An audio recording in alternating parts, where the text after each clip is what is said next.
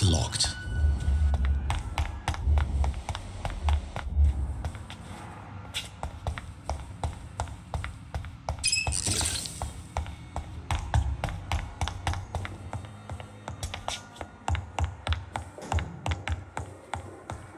Not now.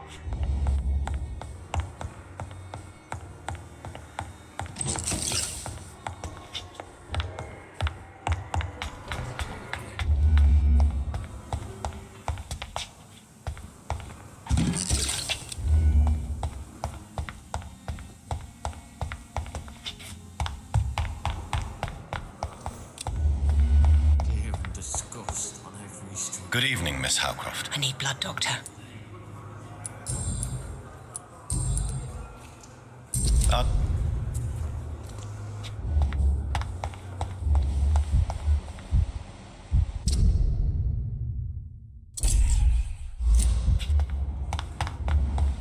Simpletons, these Hello? places. Bred with no respect. Good.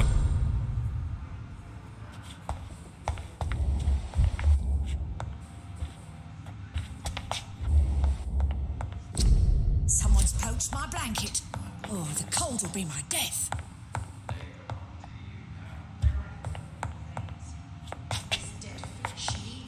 Oh, please spare me, Dark Queen. Spare me.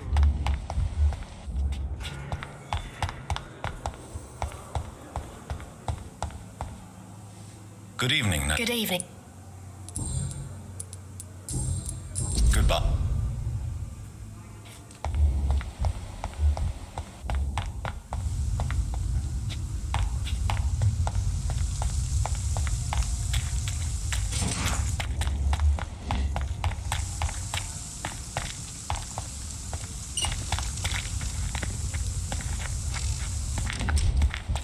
I'm sorry you ended up on a plain and cold medical bench, sir.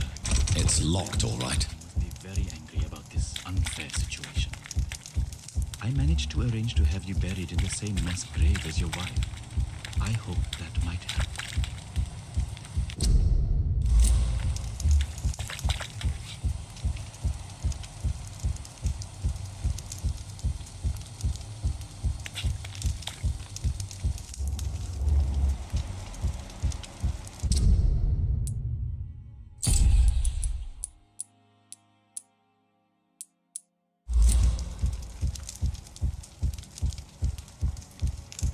I'm sorry you I cannot enter.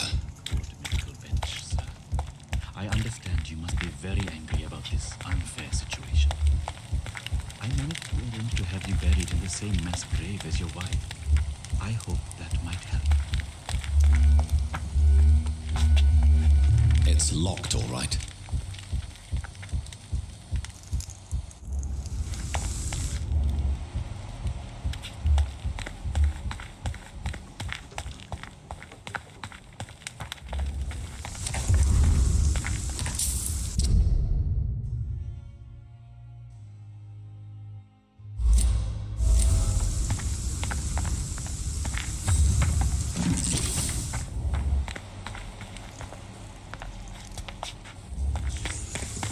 I understand you must be very angry about this unfair situation.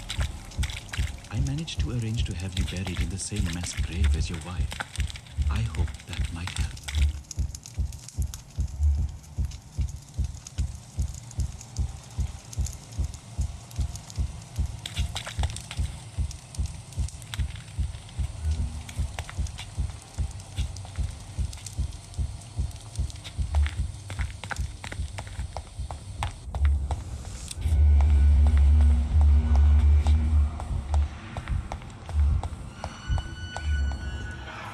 Good evening, and good evening to you.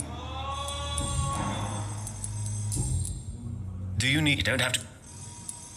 Goodbye.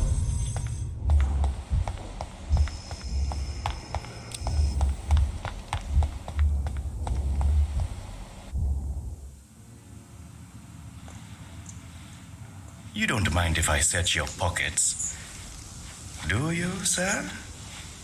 You won't need any of these anyway. I'm not stealing from you, mister. I'm only redistributing your belongings to people who need them more than you.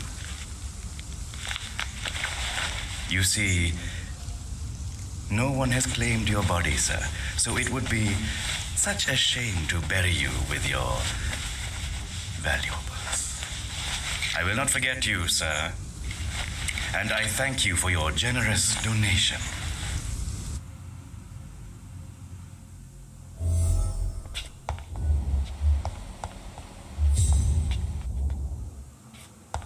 It's locked.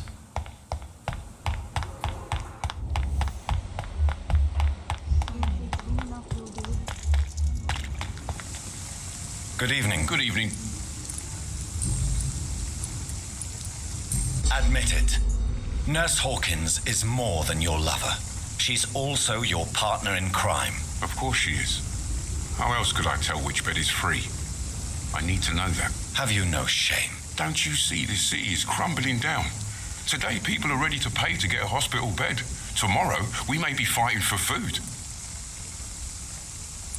Tell me why you're extorting money from some of the patients here. If a patient wants a bed, he'll have to pay me a little fee. That's all. Where did you get the idea for such an immoral scam? Funny you should ask. The first time it was from a patient who bribed me to get a bed. It's only then I realised I could make a fortune.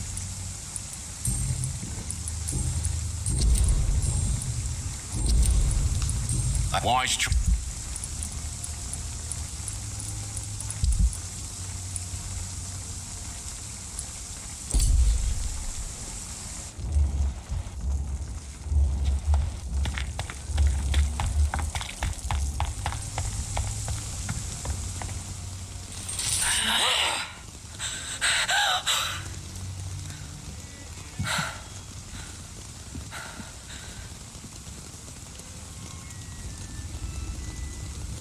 I would ask you to avert your eyes, sir.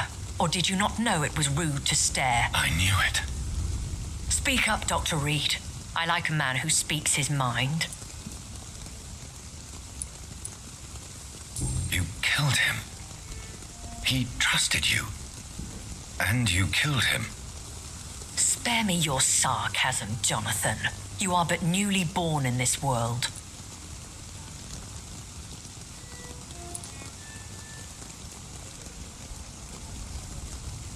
So in the end, the accusation was true, wasn't it? The situation is somewhat awkward nonetheless. I have not been observed sustaining myself for many decades. I have to say I'm a trifle embarrassed. Anyway, I have concluded my inquiries concerning your blackmailer. I see. Please excuse my agitated state. Under normal circumstances, I wouldn't let anyone see me in this condition. The case is closed, your ladyship. The person who took advantage of you has, shall we say, seen the error of her ways. So who was it? My lady, the blackmailer was dealt with using the utmost discretion. The culprit's identity is of no relevance. Thank you, Jonathan. That is exactly what I needed from you. You have proven your loyalty, so, as a friend, please accept this small token of my appreciation. Thank you, my lady. If you have an inclination to learn more about vampires or your current situation, I will be glad to aid you in your quest for knowledge. Why does Dr. Swansea allow you to feed on the patients of the hospital? Dr. Swansea is a good and compassionate man. He is trying to find a solution for our hunger. Until that happens, he is clever enough to understand that I only feed upon the dying. What do you know about this Brotherhood of St. Paul's Stole? The Brotherhood is well known amongst London vampire society. As long as our kind is discreet, and as long as they do not interfere, we have come to a mutual understanding. And no one suspected you of the murders. As you well know, suspicion has recently fallen on me of killing for pleasure. But you have my word, Jonathan. I take no pleasure in taking a life. Why did you save me in the canning factory? I could hardly stand by and watch such a promising young blood as yourself be torn to shreds by some gutter scowl. William Bishop wasn't the vampire that created me then? No, Jonathan. Whatever their strength and demeanor, Skulls are the progeny of careless vampires. It cannot be the other way round. What type of vampire is a Skull? Not a true vampire. The deformed offspring of lesser vampires. It is a shame these creatures run wild, slaves to their baser instincts. I know this is beyond the pale, but may I inquire your age? Really? And I thought you were gentlemen. If you must know, I'm 27. I've been 27 for a long time now, and 27 I shall remain. Very well, but I believe there is more to this than you are saying. A lady has to have some secrets. And who bestowed upon you this eternal youth? My maker. He left this isle a long time ago.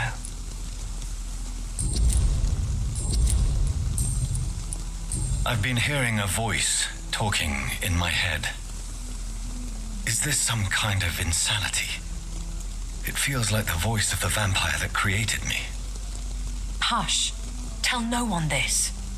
It would be unwise to talk of such things amongst British immortals.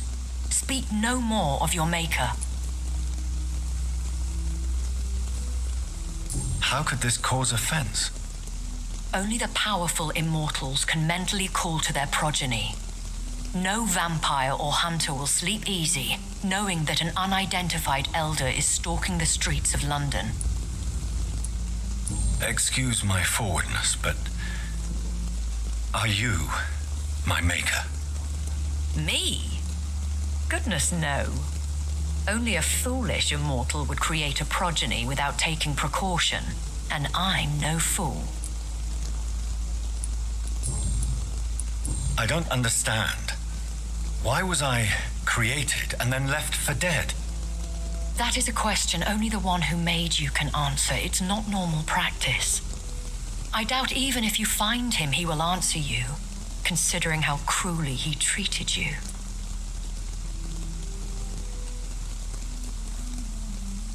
So me being a vampire could have been a mistake. I very much doubt it, Jonathan. Contrary to the legends, it is not as simple to make another vampire by just biting someone.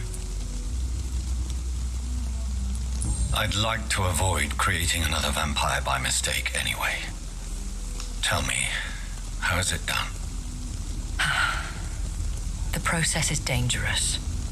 It could even kill your potential progeny. If you did decide to sire an offspring, they must drink of your blood, Jonathan. A vampire?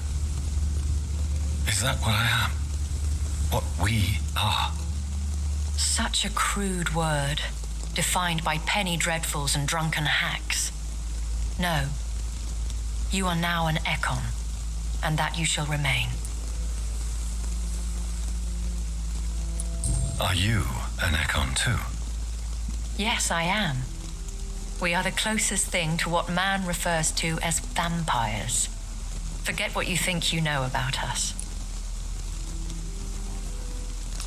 So we are Ekons. How can I identify us amongst other vampires? How to put it? All Ekon are vampires, but all vampires are not Ekon. We are but a branch of the immortal tree.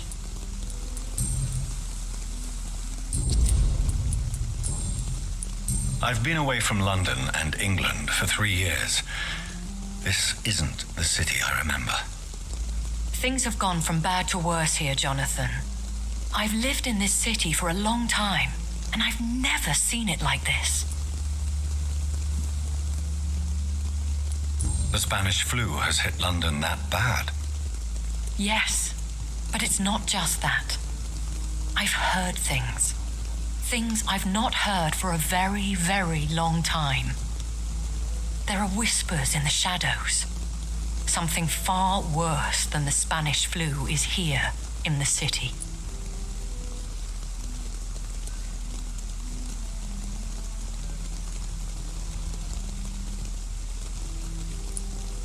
What is it you fear? Fear has long since flown this form, but there is something malevolent circling us. I feel fear is merely waiting in the wings.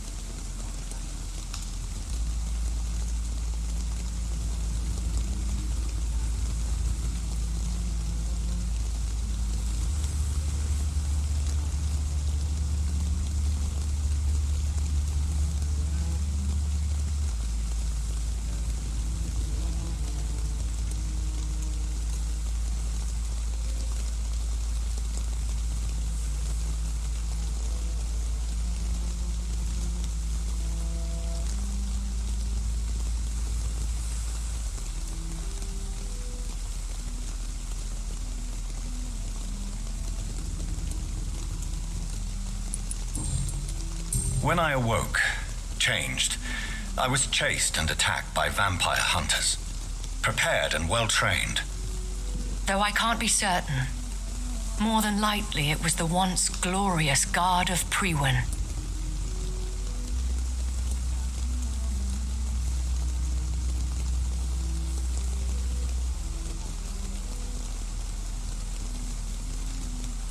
Once glorious, but still dangerous. They have seen better days, but all fanatics are dangerous. You would be wise to stay clear. They are sworn to destroy our kind. You make them sound like some sort of cult. More a society, and like all the best ones, a secret society. I thought them almost gone, but it seemed they have been recruiting. Are there many vampires here in London? Immortals are of a rare breed, and we often tend to hide. But you may occasionally meet some of us at night. Do you know any of them? Have you an idea of the identity of the vampire who attacked me? You mean your maker? No, Jonathan, I have no clue. But I fear he or she is as careless as cruel. To let you discover your new condition by yourself. What do you mean? Every now and then, you may discover an immortal in the deep of the night. But we are a rare and reclusive breed. Our progeny is almost never accidental. Will they all be as affable as you, my lady? I do not see why not. But remember, even the shark smiles before he bites. That sounds like a lesson from experience. Vampire politics are as intricate and sometimes tedious as a game of chess in a gentleman's club. I've learned from experience it is best to decline to play. I bid you... I must quickly analyze the blood I took from Nurse Crane's patient.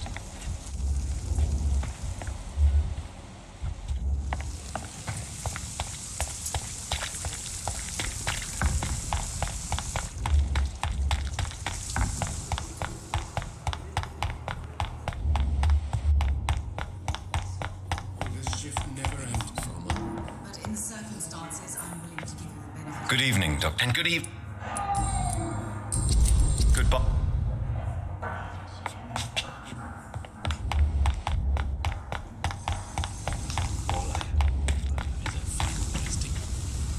Good evening, Dr. Reed.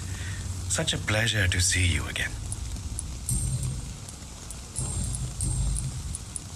How dare you steal from the dead, Rakesh? Is that what your pawnbrokers is really about? These people are dead, sir. What they possessed could be useful for the living. And I'm sure they would agree if they could speak.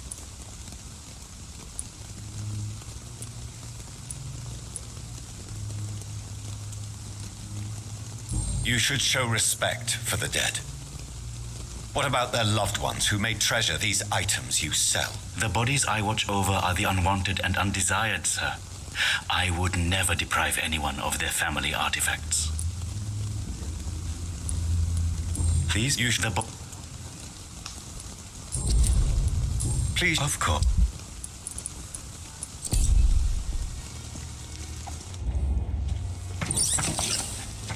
It's locked, all right. It's locked.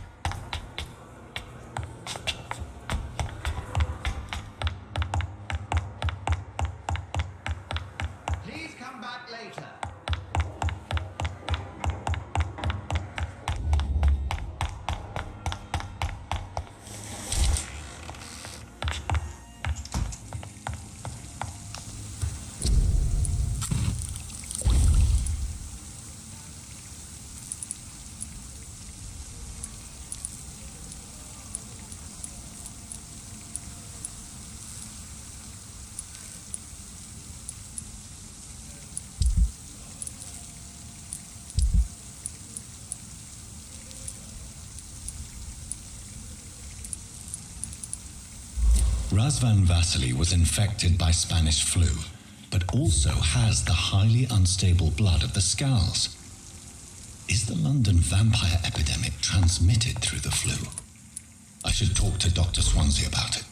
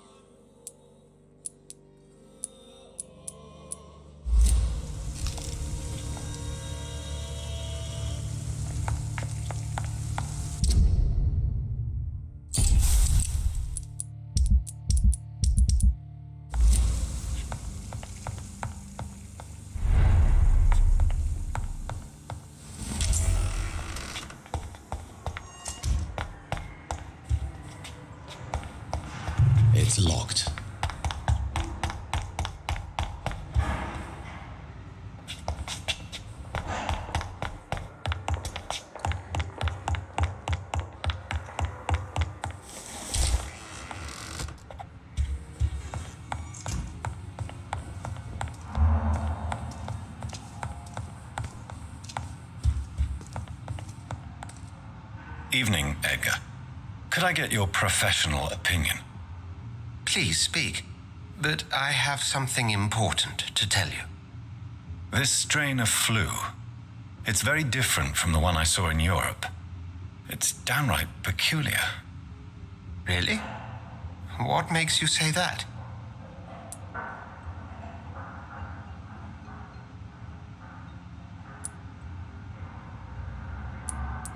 I've just looked at the blood of one of our recently deceased. I see. Do you have anything more to go on? This disease spreads and looks like the Spanish flu, but its effects differ greatly. The London strain is different from the continental one. This is very interesting. Did you find something else?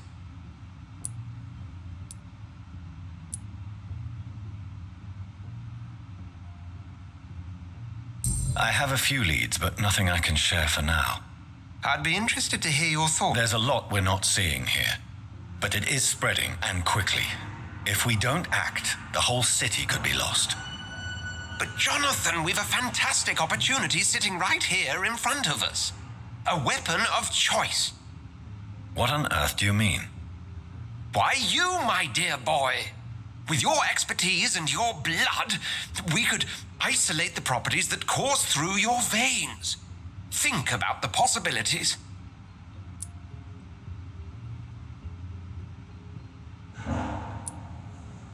But the risk of infection using vampire blood could compound the situation. I know, but your blood now carries remarkable regenerative properties. With our minds and your blood, there's nothing we couldn't cure. We'll discuss this more later. Thank you for your time. No, thank you, Jonathan. But as I said, I needed to talk to you. I have some rather bad news. Yes? I'm afraid it's your sister. My sister? She's to be buried this evening at Whitechapel Cemetery. Your mother published the obituary this morning. I see. I'm sorry, Jonathan. Please accept my condolences.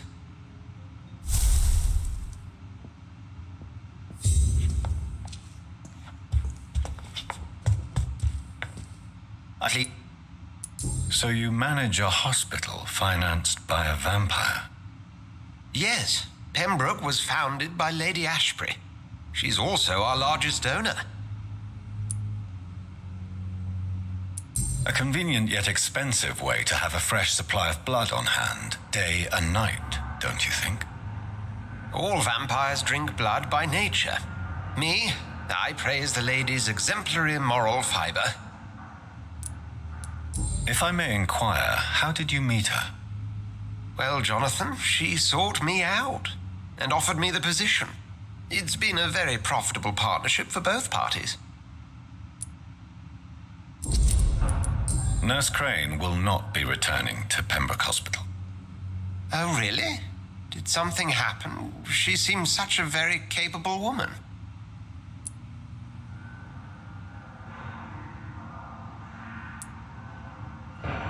Let's just say we had a difference of opinion, and I had to ask her to leave. Permanently. I believe you.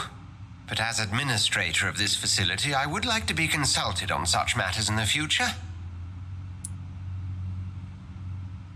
Do you know anything about the vampire hunters in the East End? Without a doubt, it's the Guard of Prewen. Zealots to the last man. Where do they come from? Once they shared the Brotherhood's ideology on non-intervention, but they concluded vampires were a scourge. They're definitely well organized and equipped. They're extremely dangerous and not to be trifled with. To them, you're a feral beast, and I, your accomplice.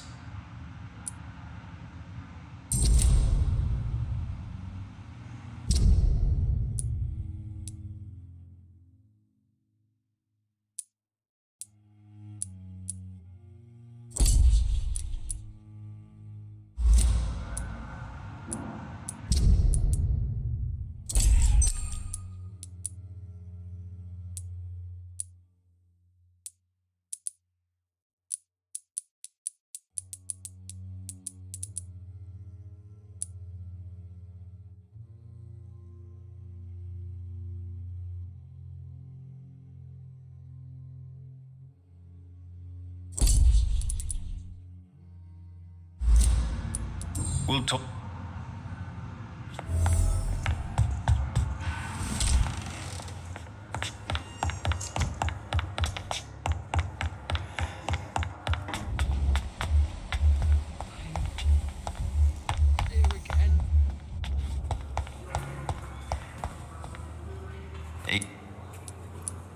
Goodbye.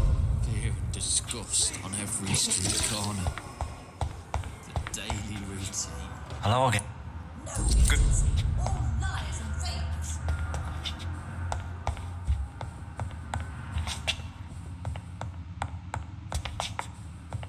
Simpletons, these nurses.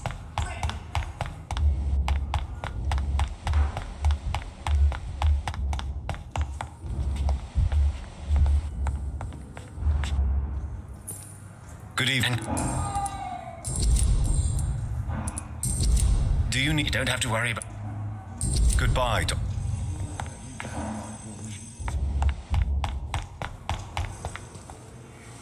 I'm quite... Do you need... Not at all. Thank you for your...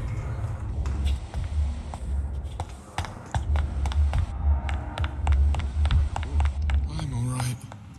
Don't waste your time with me. Good evening. Do you... I have... Goodbye, Mrs. Good...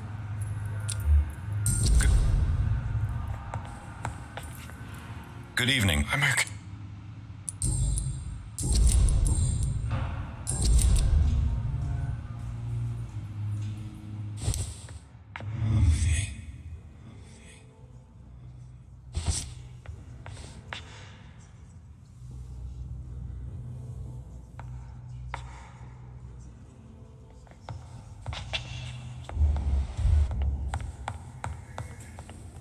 I'm so tired.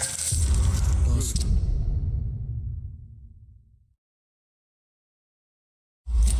Shift will never end. Good evening. Good evening.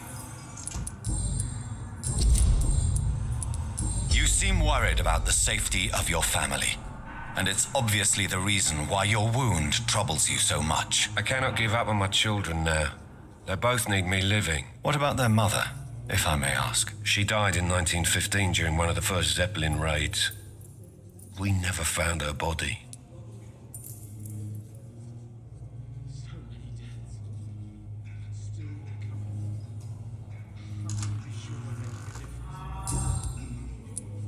Is there... I'm all right.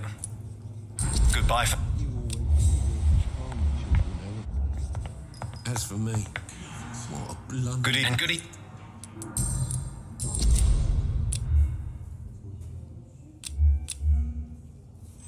Good.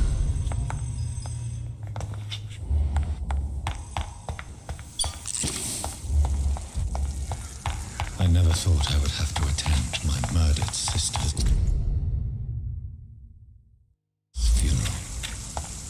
Mary, I can't forgive myself. I'll find the truth about what happened to us. I swear.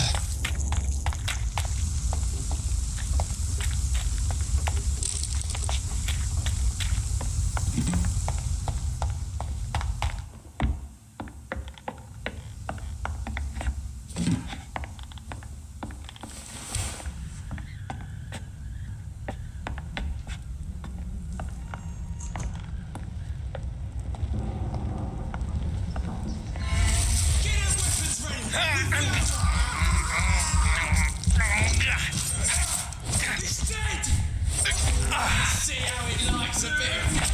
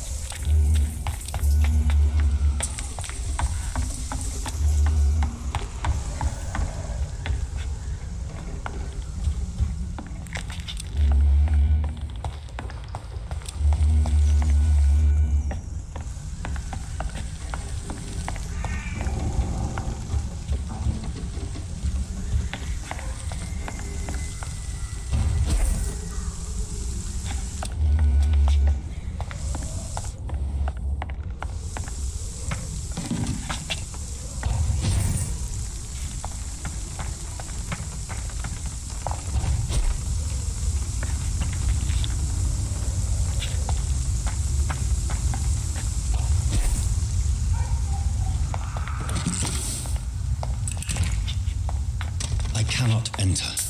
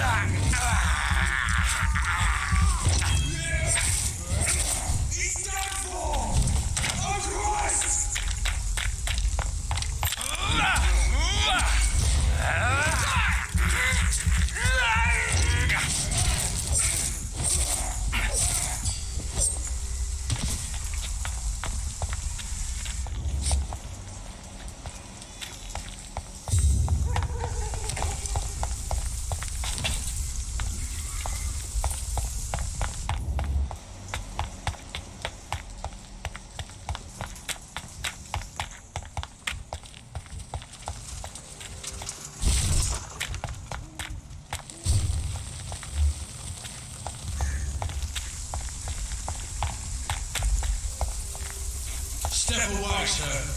Let's pin him down.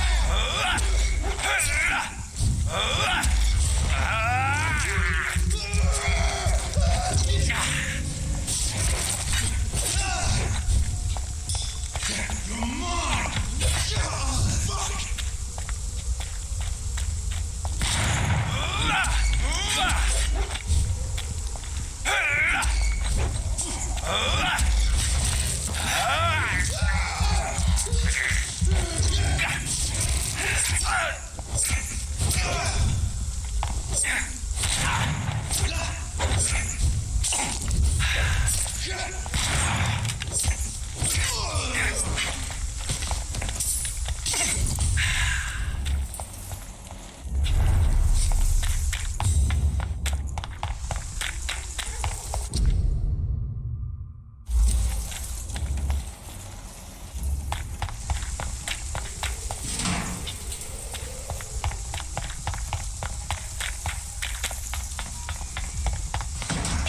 Are you dead?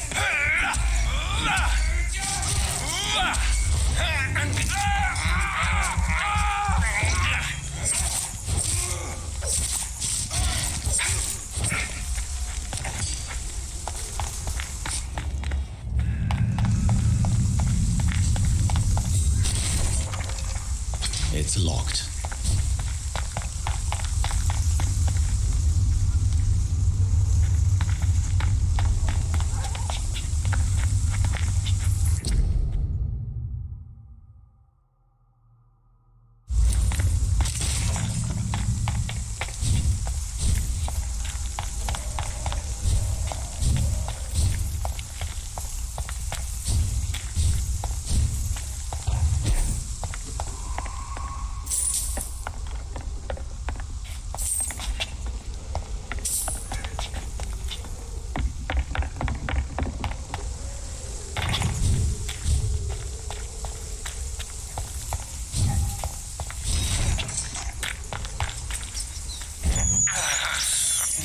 This is despicable.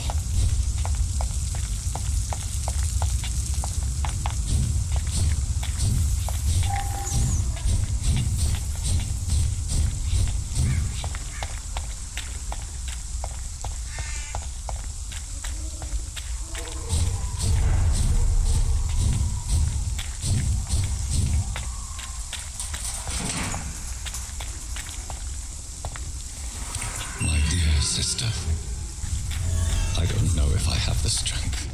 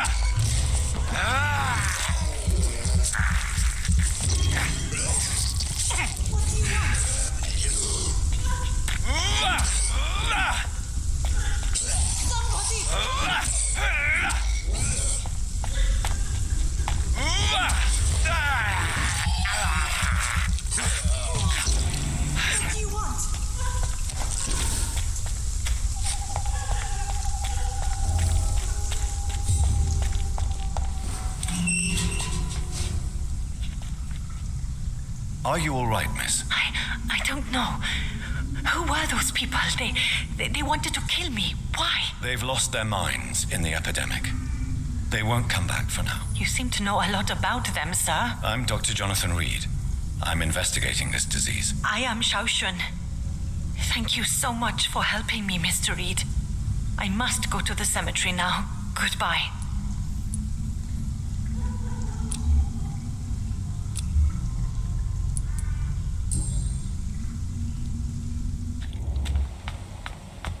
Carnage. Is this man's far too old to be Samuel? No. By the look of his clothes, this man's a docker. Samuel isn't here. I had better follow the blood trail.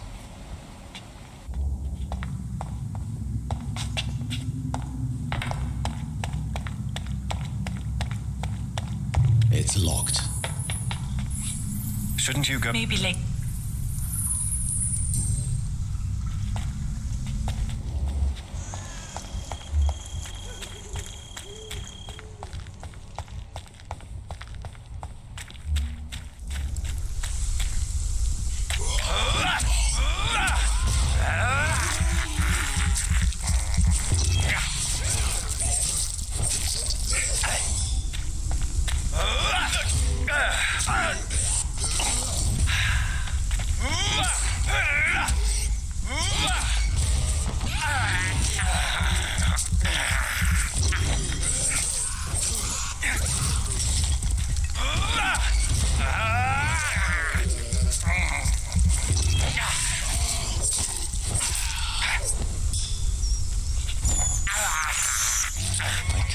believe I'm doing this.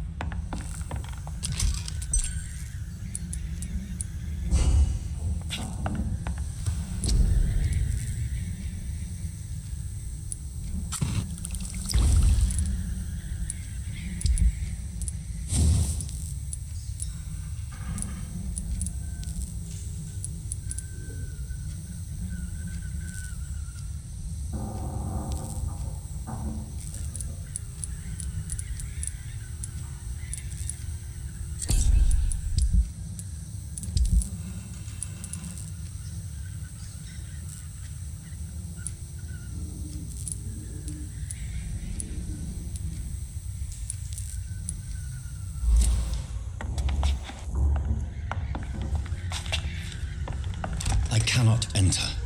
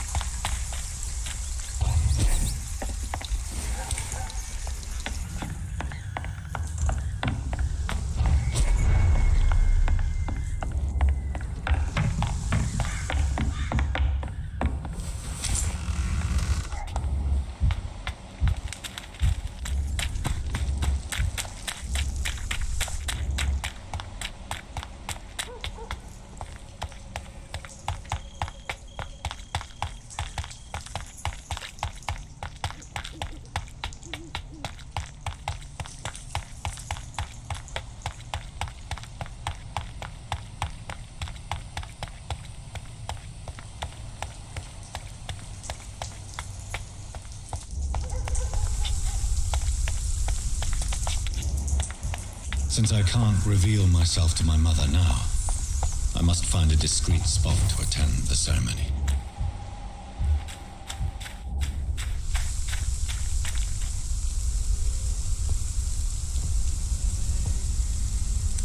I am the resurrection and the life. He that believeth in me, though he were dead, yet shall he live. And whosoever liveth and believeth in me shall never die. We commend unto thy hands of mercy, most merciful Father, the soul of our sister departed, and we commit her body to the ground. Earth to earth, ashes to ashes, dust to dust.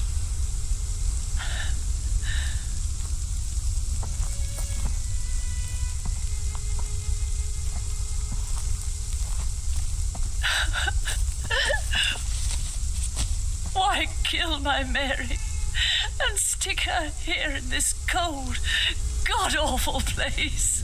These are the legal requirements for the epidemic, madam. Oh, Avery, I feel so tired. Please take me home. Yes, madam.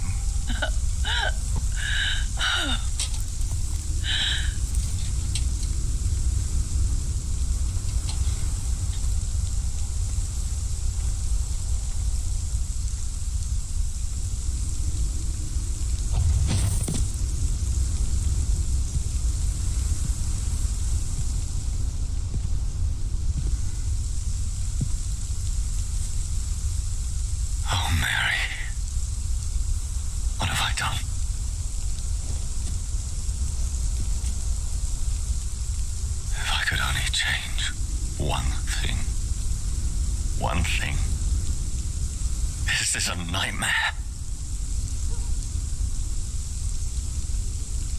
Jonathan, there is nothing you can do but accept it.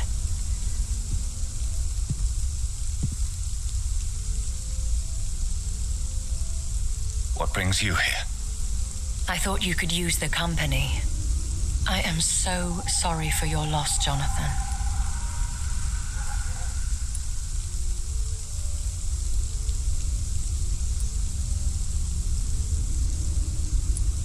A vampire crying over the death of a loved one. It sounds like a bad joke. No, Jonathan. She was your sister. And the pain of her death, the hunger that killed her, will stab at you for years. It's important to cry for those you love. She had been scouring the most dangerous parts of London in search of me. And it led to her death. Jonathan, don't. I still hear her last thoughts. They echo in my head. Her mind shattered, and it haunts me. Jonathan, stop. Listen carefully. You must come to terms with this. You must learn to live with what happened.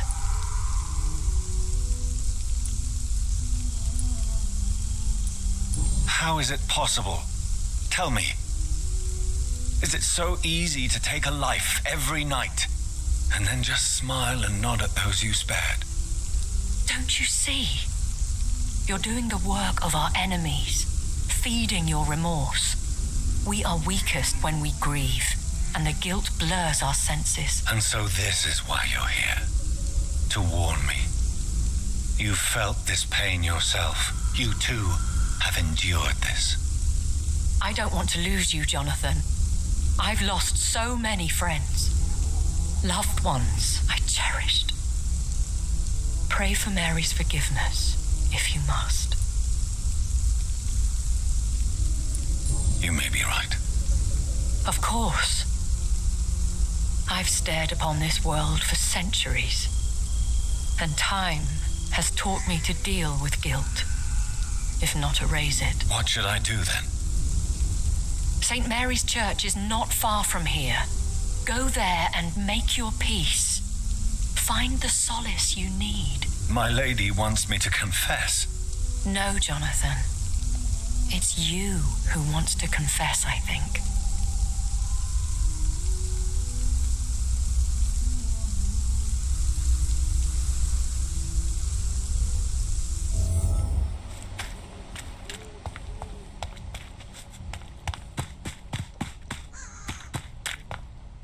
It's locked, all right.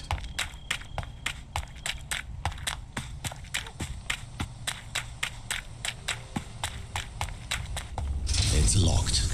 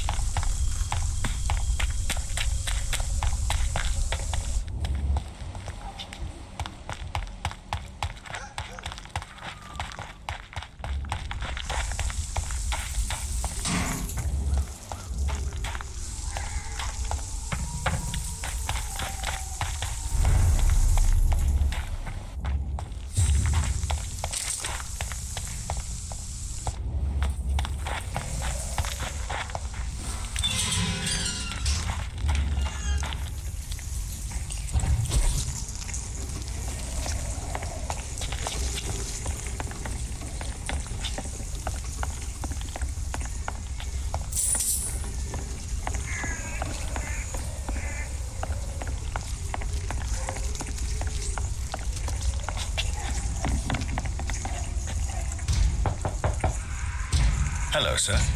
Sorry to disturb you at this hour. I'm a doctor inquiring about the epidemic. May I come in? A doctor, you say? No, thank you. All right.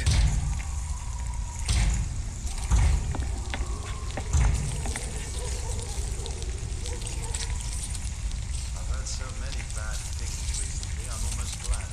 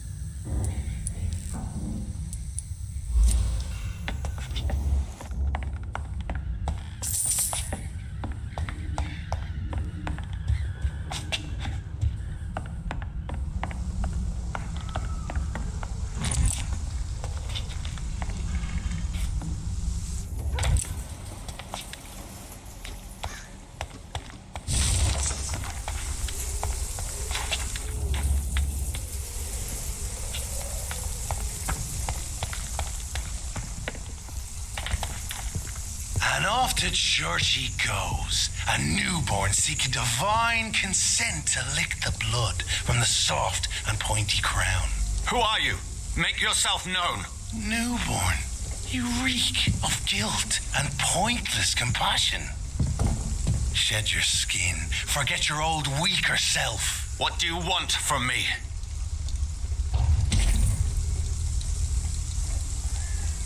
Ascalon does not approve of lone wolves who bring unwanted eyes to our pastures. So your name is Ascalon? Ascalon's will is vampire law. Learn them, abide by them, or I shall return as your judge and jury.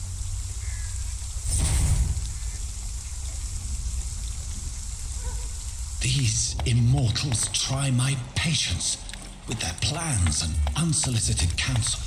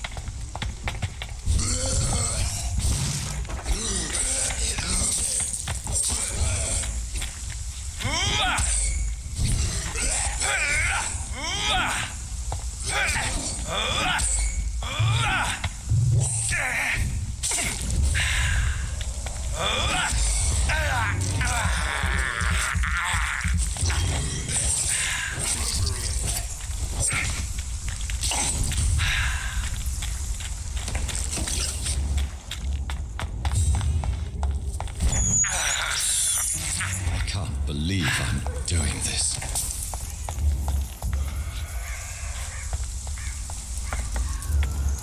This is not a place for you, sir. Over there! There's one of them vermin!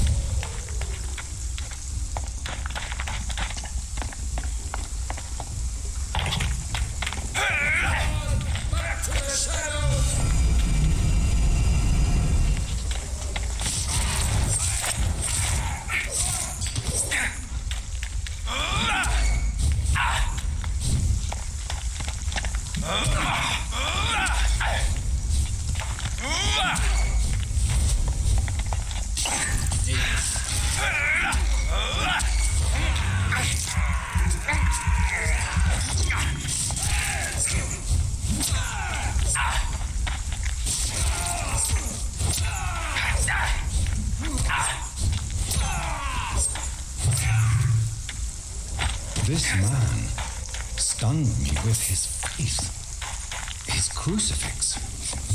This is not good news.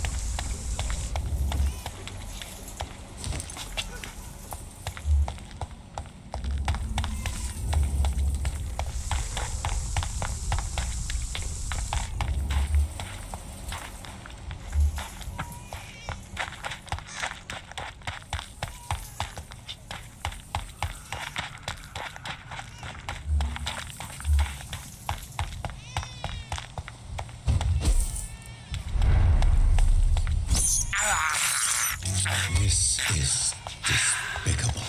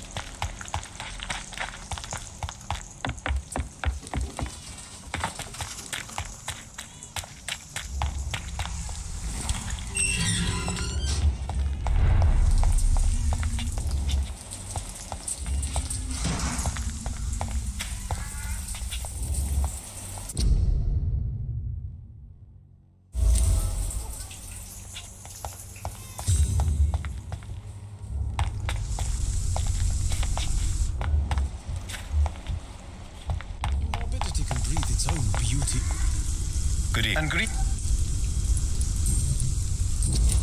Have you recent news of Nurse Crane and her dispensary? Not at all, sir. Did you know the mute florist is a member of a secret society? No, I didn't. But I thank you for this information, sir, for it only enriches the mystery surrounding the precious camellia.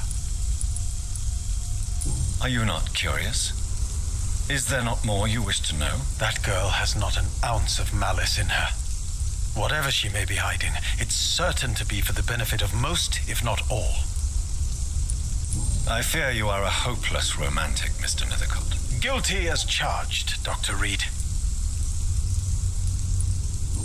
Do you need it? I understand your appetite for words and macabre beauty, sir. But you should be more careful. The nutrition of my mind is more important than my physical health. But I appreciate your concern, sir.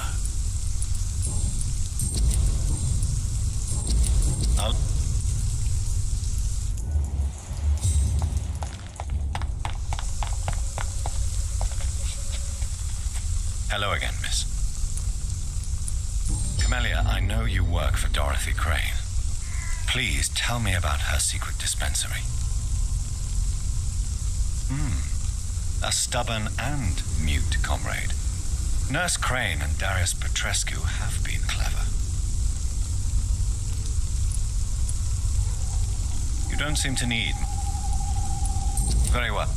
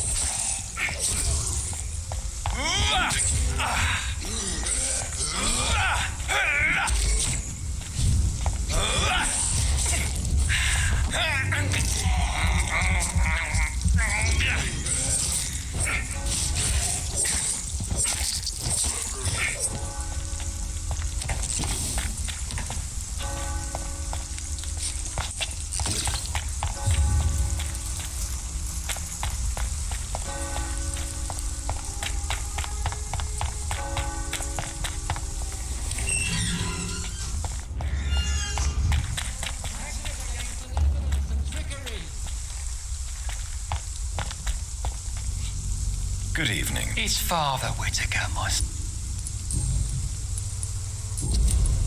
Have you recent news of Nurse Crane and her dispensary? If you propagate the devil's work, you'll perish by the devil's work. Such is the law of the Lord. Tobias Whitaker, confess why you burned those people alive. I have done what no one was ready to do. I will smite the flesh of the unclean to protect the righteous. You are just another heartless murderer, exploiting the epidemic to kill with impunity. No. No. The only way to contain the spread is to strike at the source itself, the proliferating sick. You're not the savior of London. You're just a glorified sadist. I take no pleasure in this awful cleansing, Dr. Reed. I am only driven by the thousands of innocents I save each night. Why did you send Samuel to the cemetery, Tobias?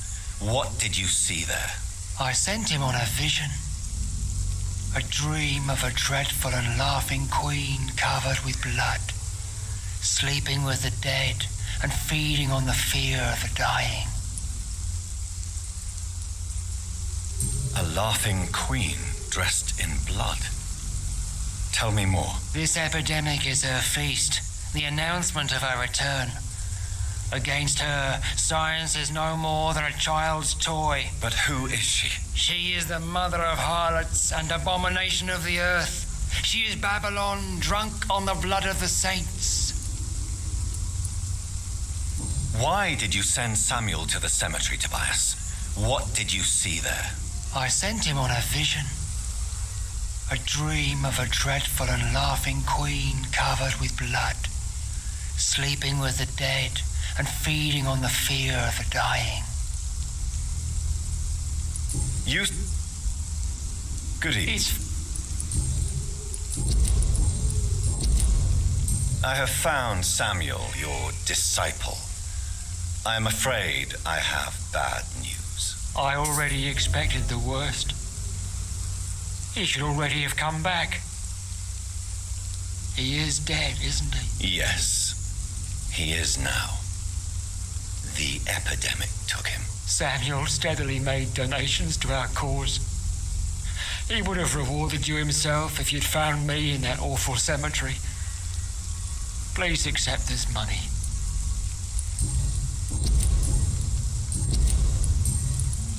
Your disciple, Samuel, stole from the dead in Stonebridge Cemetery. I have proof of his crime and proof of his death. No! Samuel was the best of us. So devoted, so zealous. He gave all he had for the cause. He tirelessly preached the good word. He defiled the dead with his petty thefts. That's how he financed your misguided crusade. Think what you will.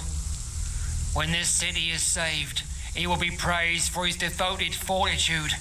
He walked boldly into the mouth of abomination. Your precious Samuel used you. He was an immoral crook. If that's true, then he will be my burden to bear during this endless night.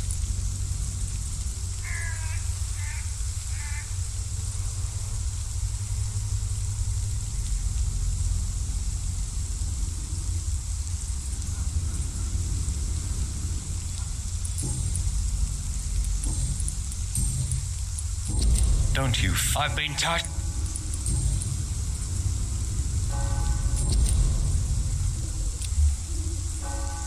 I have...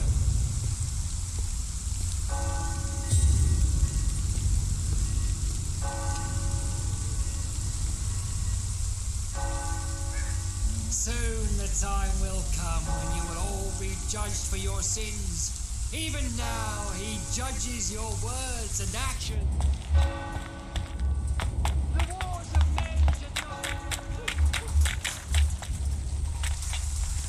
You again? What do you want this time?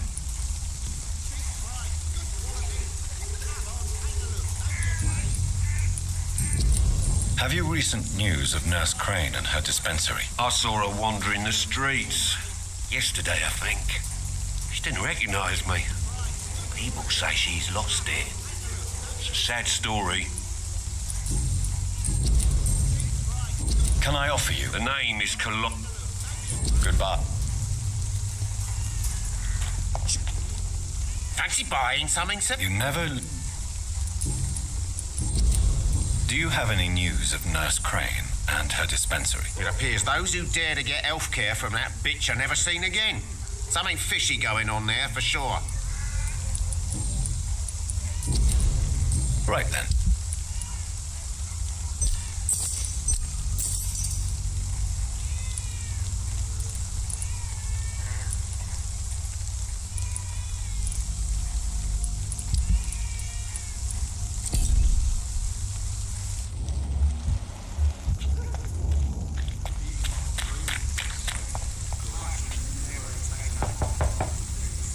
Good evening. Sure. Is there only pain and suffering? So? I'm not bothered. Have you any recent news of Nurse Crane and her dispensary? Nobody dares to enter the dispensary now. Rumours say the nurse has gone mad. Goodbye, young man. I'm not Do you need... I'm feeling okay. Is there only pain and suffering in this world?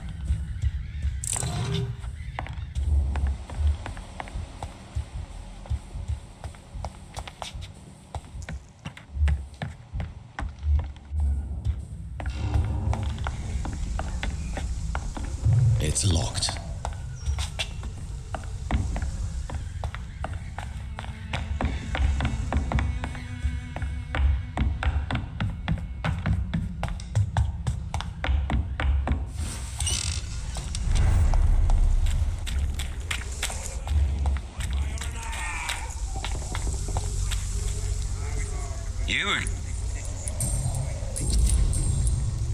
Can I offer you? The name is Colossus.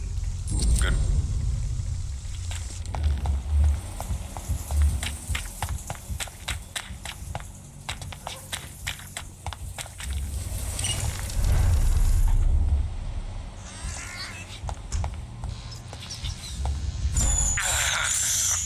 I can't believe I'm doing this.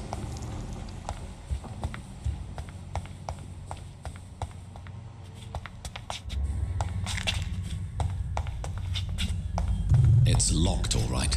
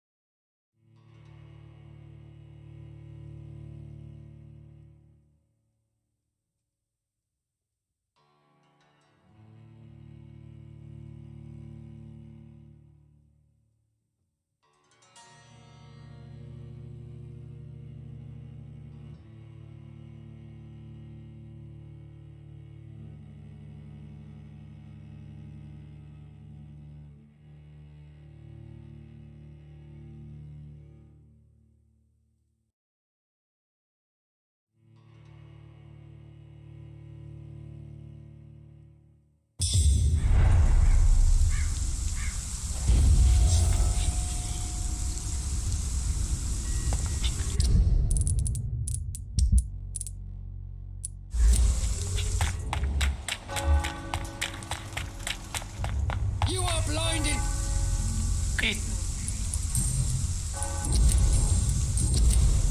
Have you reached him?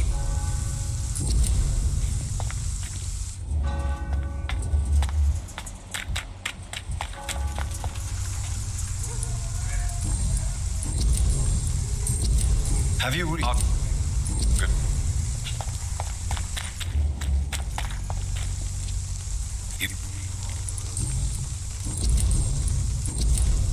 Right.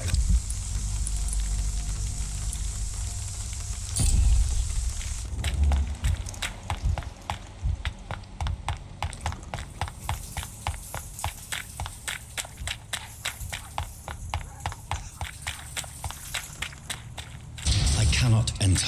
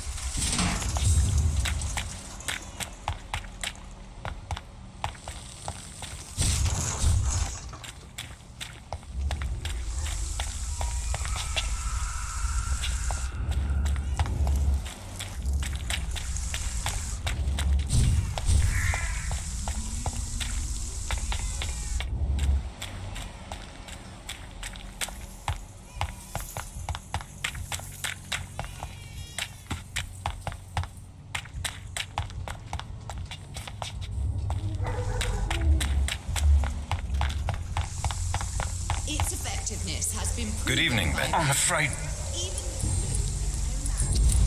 Have you any news of Nurse Crane and her dispensary? Not recently. You don't... Always. I can try to help your body heal, sir, but you must stop destroying it. The war destroyed me, Doctor. Is no match for the Swanborough cordial. Goody. Have you any news on Nurse Crane and her dispensary? It seems her dispensary isn't so busy nowadays. A good thing for the Swanborough cordial. I'd like...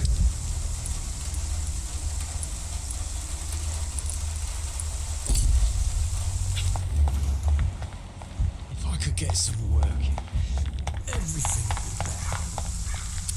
Good evening, Mr. Petrescu. I could ask you the exact same. I heard what happened to Nurse Crane. How do you feel, Mr. Petrescu? Everything was going well until you arrived. Dorothea helped people and will be sorely missed. I regret it too. I wish she'd continued working at the Pembroke Hospital. She was a good nurse. So you put an end to the operation. Did you put an end to Dorothea as well? You seem to have a lot on your chest, sir. What's wrong? I heard you are a famous surgeon. Tell me, what did you do to Dorothea? She was so bright, so clever. Then you made her an empty shell. I didn't use drugs or medical trickery, Mr. Petrescu. All I did was talk to Nurse Crane. I promise you. But what happened to her then? After you left, she did not even recognize me. Then she got careless and sick, and I had to flee. Tell me everything you know about Camellia, the mute florist. I do not believe in the afterlife, Doctor, but I'm almost convinced Camellia is an angel. She volunteered to give out our medical leaflets. Are you not worried for her safety? She is as brave as she is tough, and clever too. If only I had met her when I was younger. Are you in love with Camellia, Mr. Petrescu? Don't be stupid. If I had met her when I was younger, we could have won our revolution. Who is she, really? Do you know where she's from? She's not from around here, that's all we know. Camellia is not even her name. It's her favorite flower. You say she has no close family? Well, there's that awful poet who constantly follows her around like a lost puppy. A good man for sure, but a very poor writer. Tell me everything you know about Camellia. What do you plan to do now that Nurse Crane is gone? I'm not sure. Strange men came to see me after Dorothea's death, with strange weapons and very odd stories. What kind of stories? Stories all Romanian children know. It was as if I was home again. Vampires, Mr. Doctor. Vampires. You believe them? Aren't you too old to hold a weapon or listen to scary stories? Yes, I am old and alone and will die soon, but if these stories are true, maybe I have found myself another cause. Are you living on the streets, Mr. Petrescu? And why not?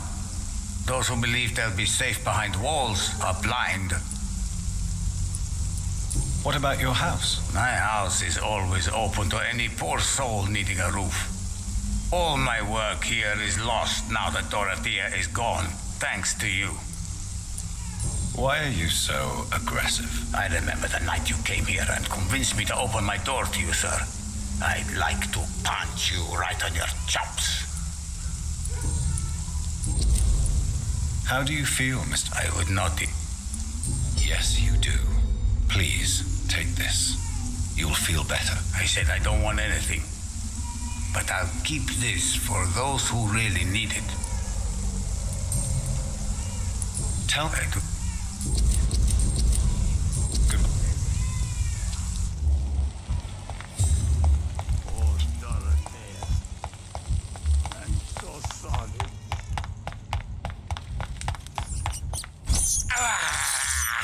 I have this thirst for blood.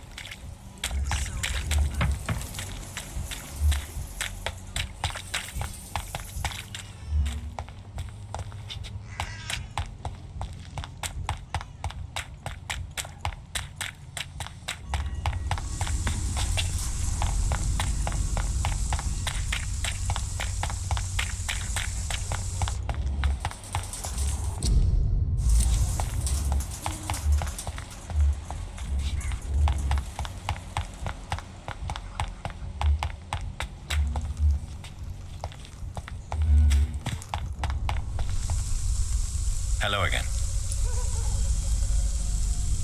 Very well.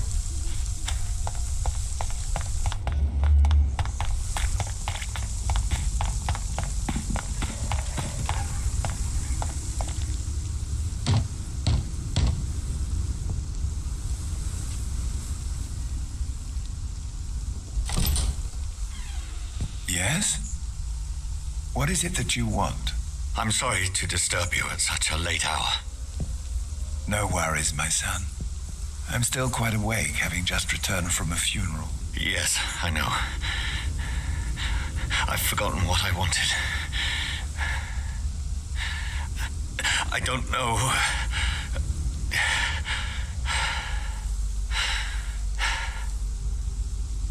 May I help you, child? You seem somewhat perturbed. I haven't the strength to cross the threshold. I wish to pray, to cleanse my soul. The church is shut by order of the bishop, but I'm still the vicar of St. Mary's, if that is any use to you, my son.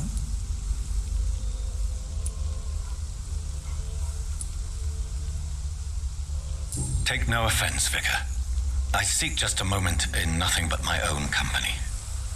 There are no secrets from God, my son.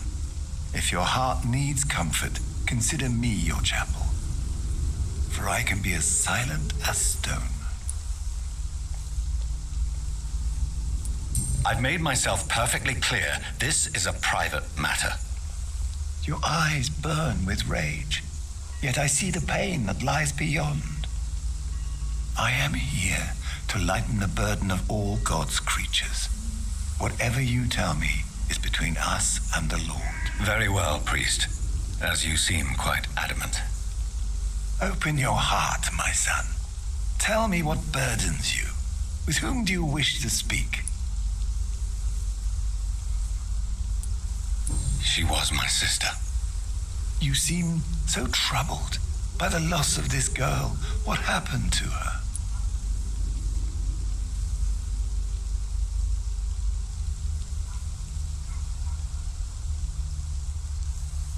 She was murdered. I see. And how are you feeling, my son?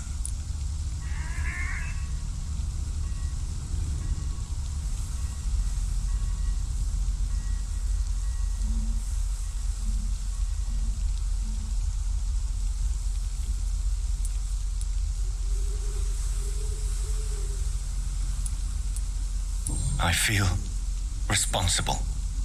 The pain is consuming me. I have a final question for you, my son. This is of the utmost importance. Ask your question, Vicar. What words would you like to say to your poor sister?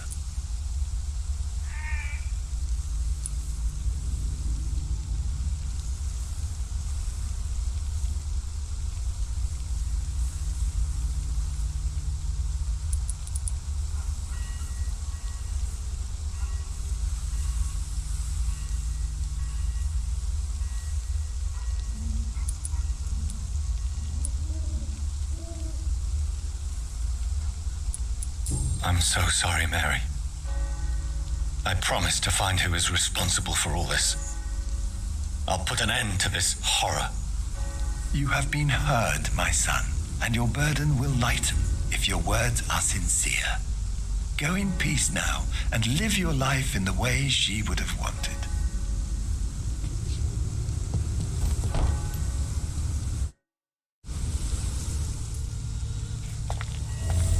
There. I confessed to that vicar. Do I feel better? Only time will tell.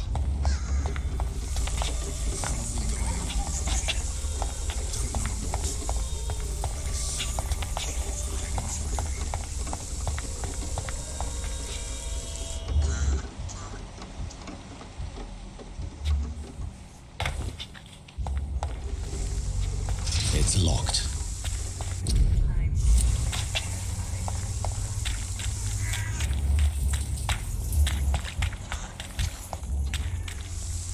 Good evening. Change your mind?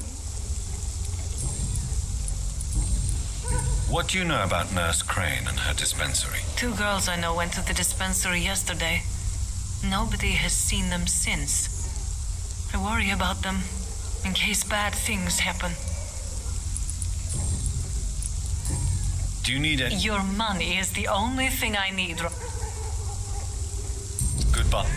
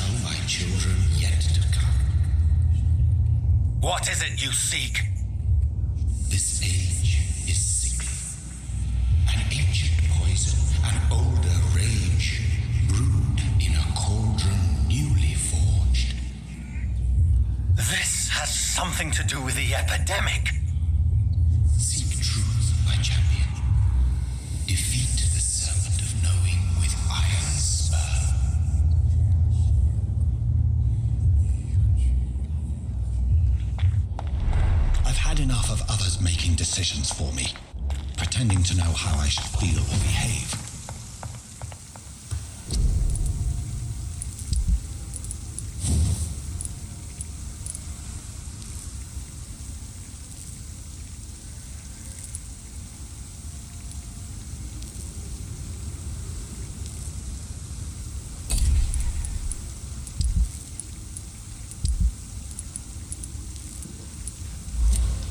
So the vampire who made me is some sort of disembodied entity? Or was he just projecting this vision in my mind? Maybe Edgar can help me with this one.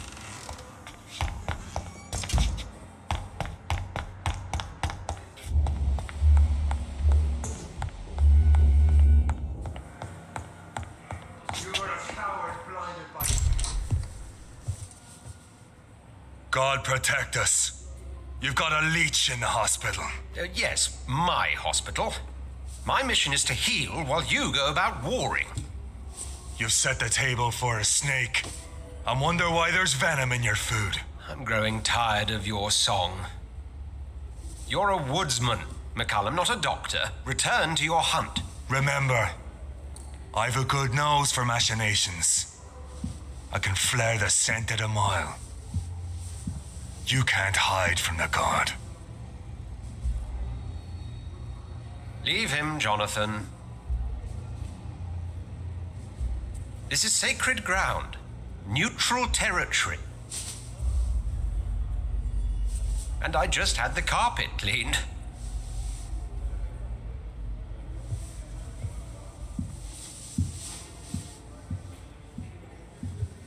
By the sacred stole, this is very bad news. Bad news indeed.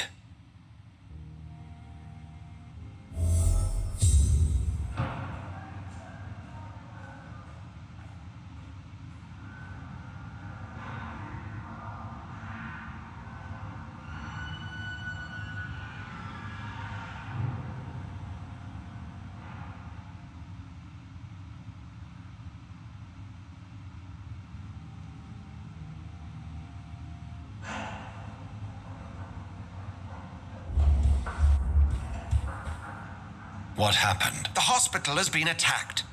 We have injured patients, at least one dead and several missing. This has spiraled out of control. Even the most infirm are asking to be allowed to return home.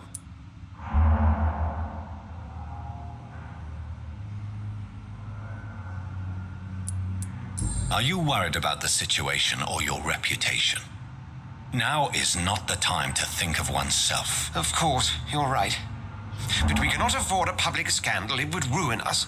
We must restore order, and quickly. You mentioned a dead patient. Who is he? She, Jonathan. She was Miss Harriet Jones. I found her room like a slaughterhouse. Blood everywhere. The duty nurse is taking care of the mess.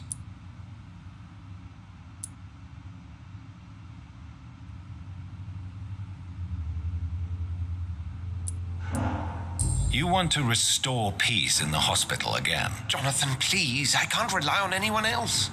And this concerns you as it involves vampires. Someone has taken advantage of our more liberal tendencies here. In what way?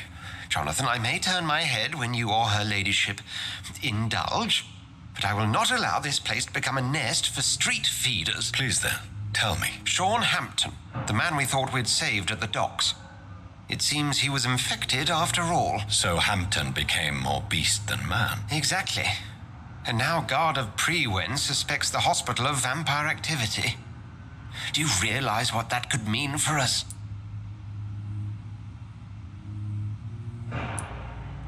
Well, they are not far wrong. The hospital is almost crawling with vampires. McCullum is a fanatic. The Guard will stop at nothing. You don't know what they're capable of, Jonathan. Very well. Since I brought Mr. Hampton here, I will put an end to this.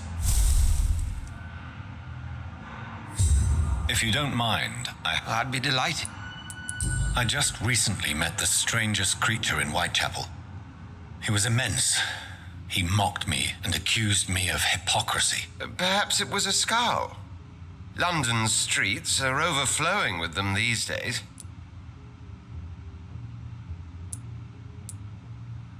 It was a vampire, all right.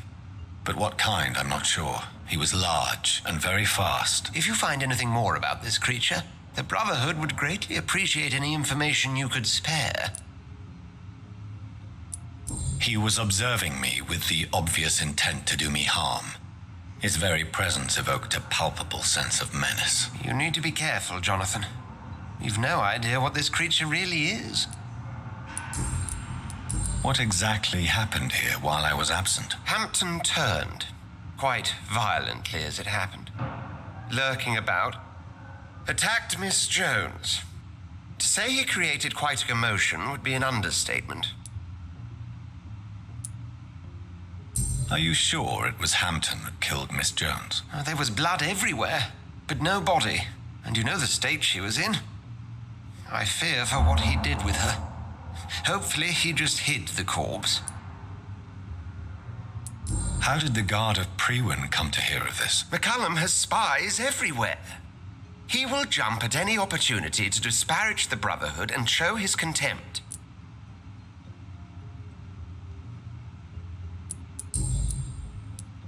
I recently tried to enter a church. It has been a very unpleasant experience. The Brotherhood's research on the matter of faith and vampirism has proved somewhat insubstantial, to say the least.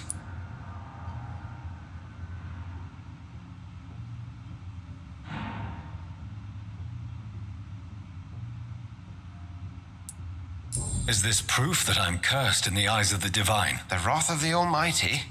There's no way of knowing. It could be subconscious guilt, or irrational fear, or deep-seated beliefs. It's hard to explain in terms of science, that's for sure. I'm sure Lady Ashbury will have far greater insight into this matter than little old me. Who was that man in your office? Geoffrey McCullum, actual leader of the Guard of Prewen. I suspect he's the man behind the rebirth of this old and dusty society. They know I'm here now, don't they? I understand your need for blood and will not get in your way. But if you could refrain from feeding within these walls, it would go a long way to defending your case. What do they hope to achieve? Their ultimate goal is the eradication of all vampires in the country. They see you as a threat to mankind, Jonathan.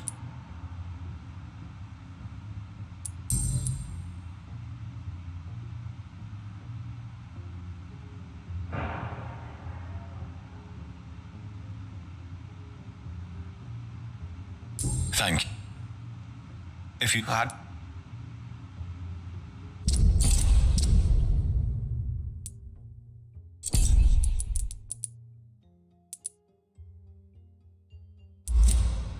Thank...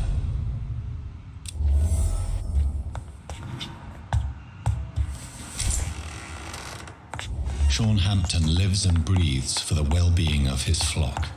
There's no other place he would go but the docks.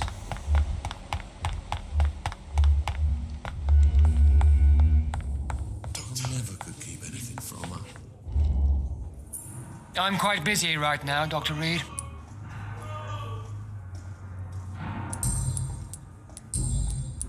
What can you tell me about the recent commotion in the hospital? Nothing like this would have happened if we'd had enough staff and proper shifts. So you don't think the blame is ours? We all hold fast here, Dr. Reed. Our methods may differ, but we are all trying to make a difference. Do you need my assistance? Not at all. I'm sure that you are used to gain...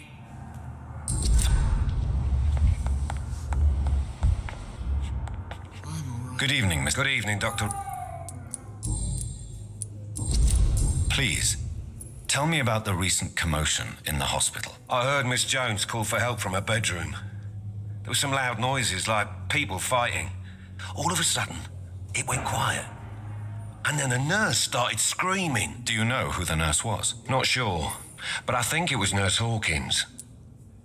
Goodbye. You always knew the words to calm the children, Helen. As for me, what a blundering idiot. Good evening, Doctor. What can you tell me about the recent commotion in the hospital? It's a disgrace. How on earth can patients be attacked in their own rooms? Do you recall... I have other Goodbye.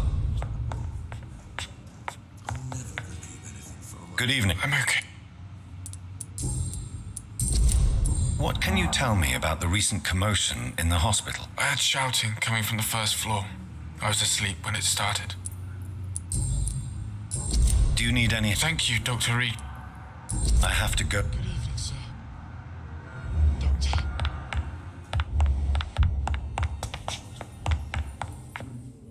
I'm quite busy.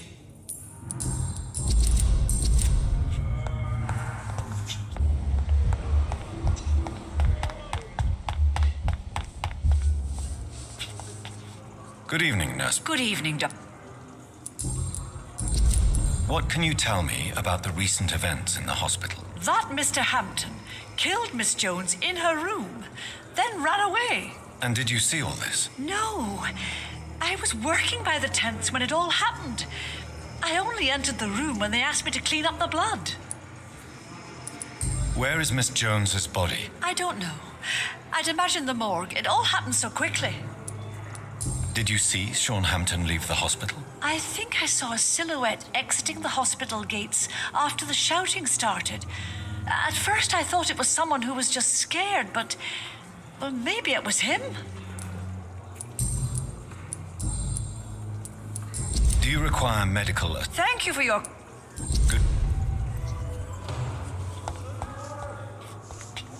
Good evening, Nurse Hawkins. Good evening, Dr. Reed. What can you tell me about the recent commotion in the hospital? Everybody's afraid. Death has always been a frequent visitor. But murder? How can we cope with that? As a nurse at this hospital, it is your duty to deal with these things as best you can. Yeah. Until it's my turn to have blood spread all over the walls. I entered the room first, Dr. Reed. I've seen what that monster did to the woman. Milton cheats patients out of their money at this hospital, Pippa. Are you his accomplice? Yes, I am. Is this your definition of being useful? by abusing the sick and poor. No.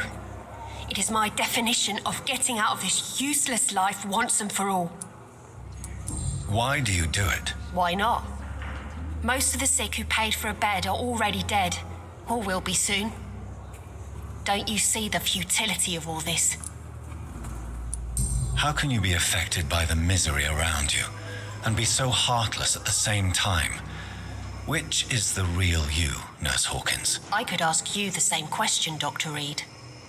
Are you more real when you lie to a dying patient, or when you grant him useless medication? Whose idea was it? What difference does it make? We did it together, and I'm guilty as charged. Answer my question. It was my idea first, even though Milton would say it was his, to protect me.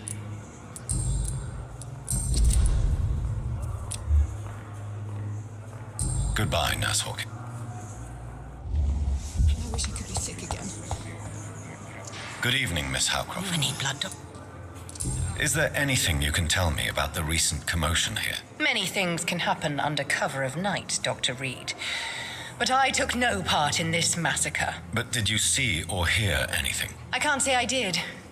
But the smell of fresh blood almost made me faint, Doctor. Do you I have no... Do you require... I have no need for your medicine. Little result. Good evening, Mr. L. Evening, Doc. Can you tell me anything about recent events at the hospital? Before the shouts and the noises, I think I heard whispers coming from the stairs. 2 voices, maybe more. Did you recognize the voices? What did they say? I couldn't hear. Sounded like they were arguing or something. Soldier. I'm fine. Just do something. Goodbye. You disgust. Good evening. Time has lost its effect. But the suffering continues. Good evening, Nurse. Good evening. Good. What on earth happened here?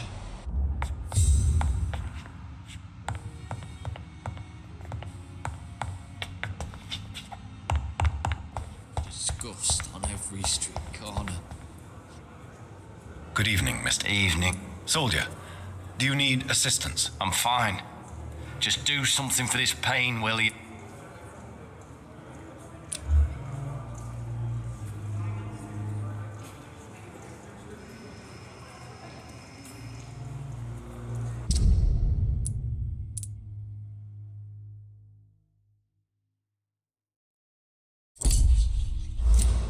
Soldier, do you... I'm fine.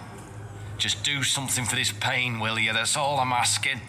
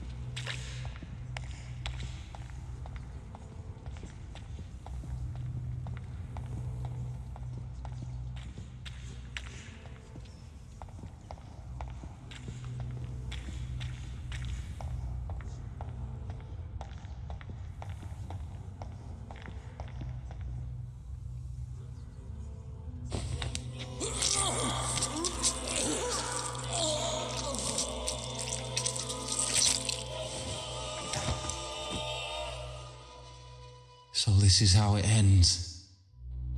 Farewell, my life, you betrayed me, good.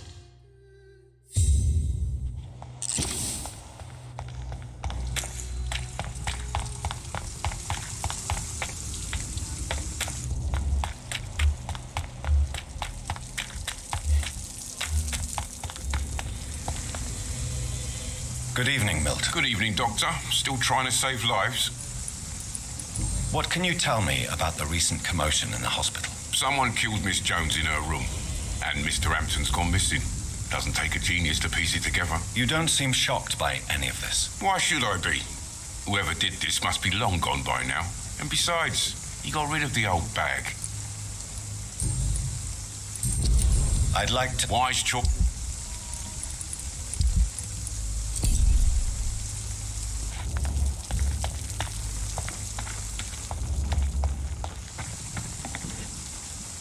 Oh, Jonathan, I cannot believe my eyes. Poor woman. Butchered by some savage scowl.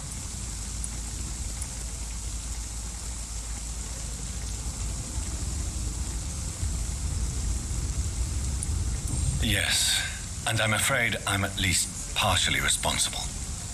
The man, the scowl, I brought him here. Jonathan, how could you say such a thing? Forgive me if I feel despondent, for there seems to be no end to the suffering and death that surrounds us. I'm always here for you, Jonathan.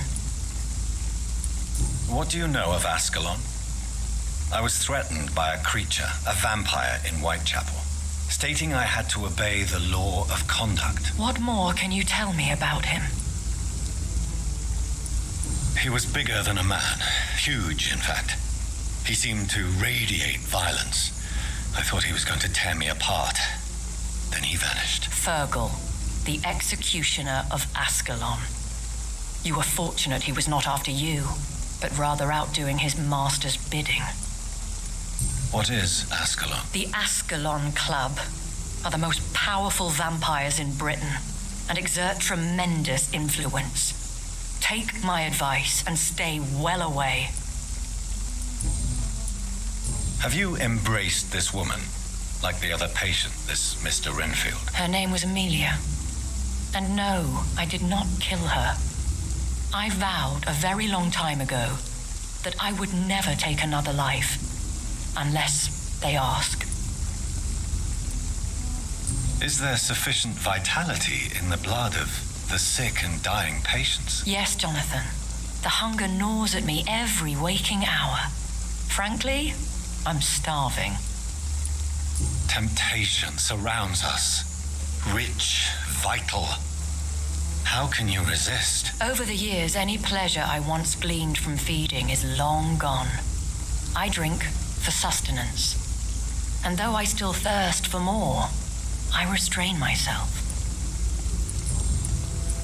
I have experienced a certain difficulty when faced with holy symbols or trying to enter religious buildings. Have you? Now that's quite a question. I don't know why, but yes, it has happened to me. Is this a sign? The hand of God in action? Are we repellent unto heaven? I don't have the answers, Jonathan. But I believe superstition and magic is just fact awaiting the lens of science. Aren't you frightened? Very little scares me, my dear. To be compelled to avoid symbols of faith does not concern me. Thank you, my lady. Thank...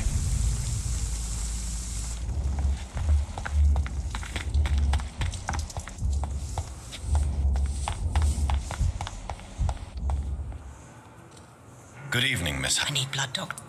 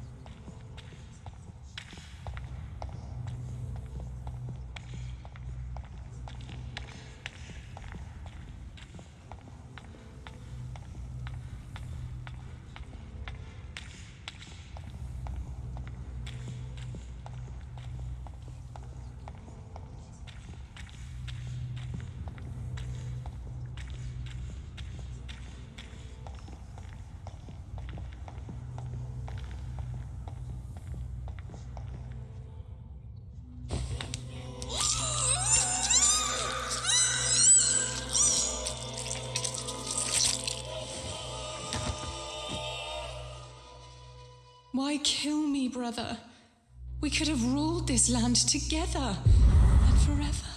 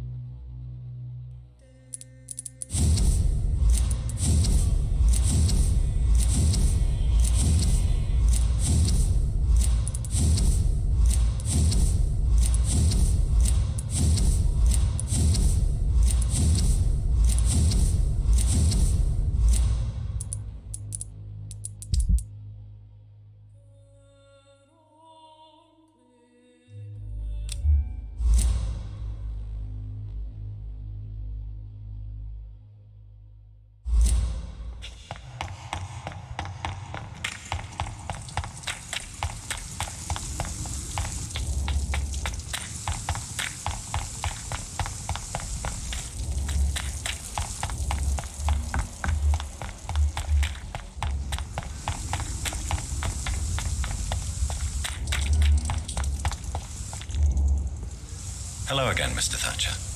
Do you feel any better? Yes. This neighborhood may stink of dog shit and reek of piss, but to me it smells like the purest mountain air. Mr. Thatcher, do you have a job? No. Since I came back from the war, I spent most of my time and energy just trying to forget. I understand what you mean. I was a soldier too. No. Nobody can truly understand what I've gone through. Why were you locked in that sewer? What happened? I went by the canal after an argument with a friend. Got chased by these fucking wankers and had to barricade myself in, despite my claustrophobia. Why did you run? What was the reason for your argument? Newton wanted me to go to a hospital, but I can't stand being closed in. Makes me feel like I'm suffocating.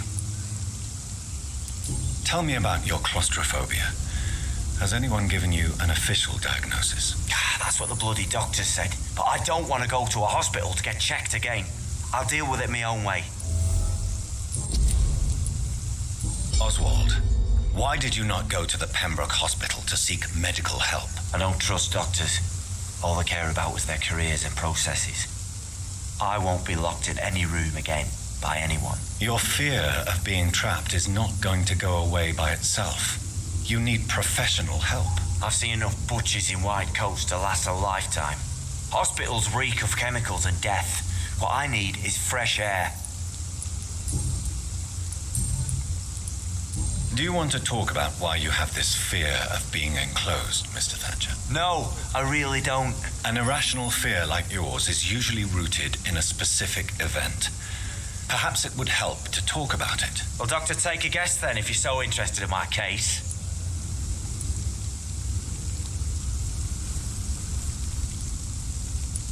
As a soldier, you're expected to kill the enemy to survive.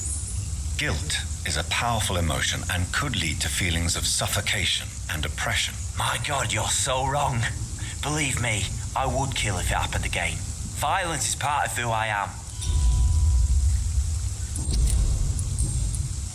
Do you need medical attention? I'm certain you have your reasons, but let me assure you, I'm not like other doctors you may have consulted. It is true. You risked your life to save me, after all. It would be impolite to refuse your counsel. Goodbye, Mr.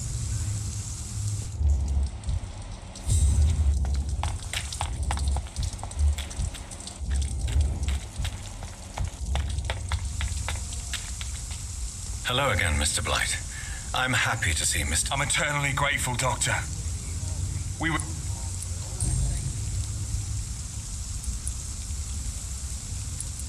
Why do you stay here now that Mr. Thatcher's back? It's complicated. Since the war, Oswald's been really nervous with the idea of entering any hospital. And me, I've got my own issues. Can you speak about them? Rats, sir. Even seeing one, they turn me. Just want to run. It's that fear that stopped me from going after Oswald when he left. You are always welcome at the Pembroke Hospital. As a former officer, I'll be honored to welcome a fellow veteran. I'm not giving up on bringing Oswald back to the hospital. I just need to convince him that he needs some help. Perhaps he needs to reach that decision by himself. Could you speak to him? He doesn't usually listen to doctors, but perhaps because you've been through it, you can talk him round. What can you tell me about the war, Mr. Blight? If you want to speak about it, of course. War was... Well, you know, sir. The stench of death everywhere. Your mates lying bleeding in the mud. Just praying to make it through and get home. Bloody nightmare. Did you know Oswald Thatcher before the war? No. We met in the battlefield.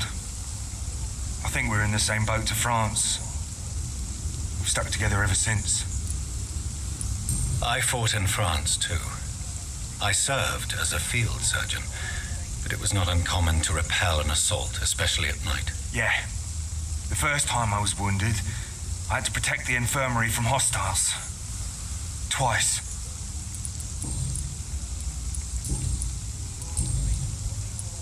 What caused your phobia of rats, Newton? It happened last year following an artillery attack. I was trapped for 2 days in a hole under 2 dead soldiers. And there were rats. Go on. They started eating me as soon as I dozed. Gnawing at my ears, my fingers, lips. I couldn't move. Couldn't call for help. I see. No, you don't. You have no idea what it is to wake up buried under bodies.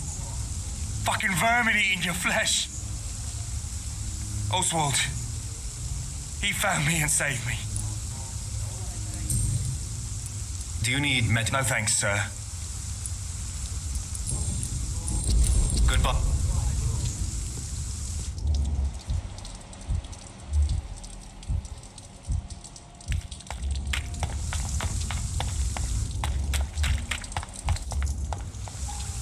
Good evening. Evening, Do you want an erect... Well, Doctor... As a... Mike. Goodbye, Miss...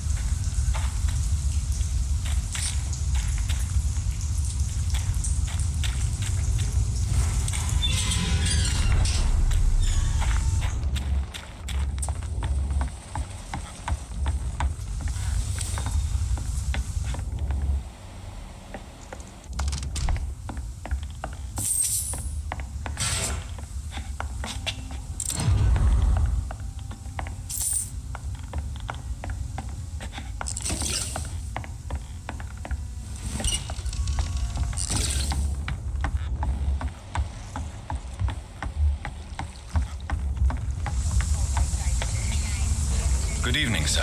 Who the fuck are you? Don't you see I'm busy here? Dr. Jonathan Reed, that's who I am. And who are you? Ah, some fancy gentleman we've got here. Clear off. We don't want strangers on our streets. So you won't tell me your name, then? The name is Booth Digby. Maybe I'll ask my boys to break one or two of your bones, just so you remember it.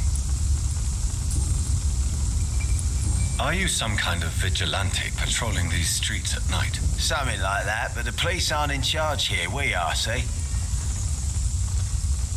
So you're a concerned criminal, is that it? Using funny jokes about me and my boys, are you? Fuck. You must have some balls. I saw many men like you during the war, Mr. Digby. Greedy little cockroaches who feed on despair. I could kill you for saying that. But, nah. You've been a soldier. I can respect that. So, tell me about your gang, then. What? Have you got a death wish? You really want me to answer that? Well, yes. You seem so proud of your status. Why not tell me who you're working for? Oi! I'm the boss, all right? The Wet Boot Boys work for me. All of them. Situation round here is better than other districts because of us. Because of me. What can you tell me about this part of town? Things ain't that bad, thanks to us. We give people what they need, and we control this borough. Well, you're not doing a very good job. People are still dying here like everywhere else. Yeah, well, we can't be everywhere all the time. And Edwina says if we can find more guns, we could be more efficient. More efficient? Really? You should probably tell Edwina that guns are useless against diseases and infections. Incredible. You know what? You're lucky she can't hear you right now. She's more smart than patient. My sweet queen of the docks.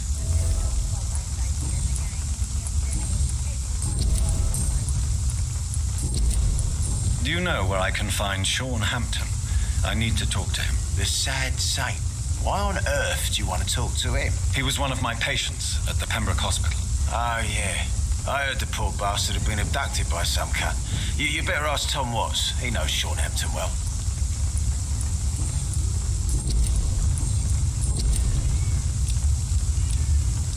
Do you need medical help? I feel fine, Dr. Reed. Goodbye.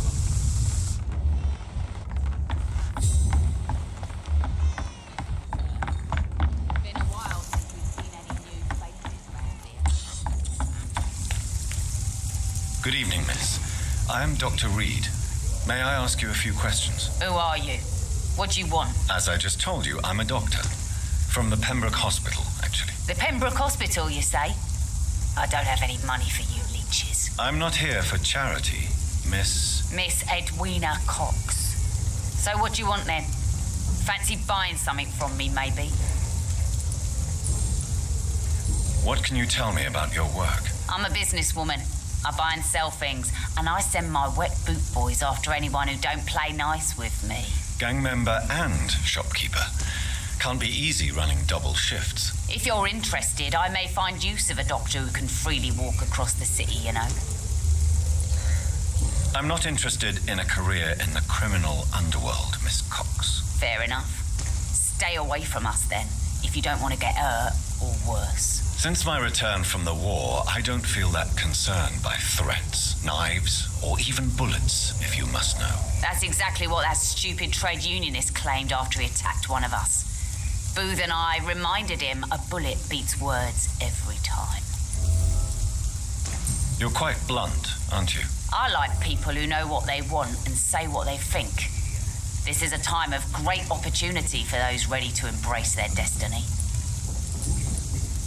You still use your husband's name, Edwina. Why is that? Why shouldn't I? He may be a bloody bastard, but I'm still his wife and his name means something round here. Are you aware of what happened to him? Yes. I'm sure he fought till the end and looked death in the eyes.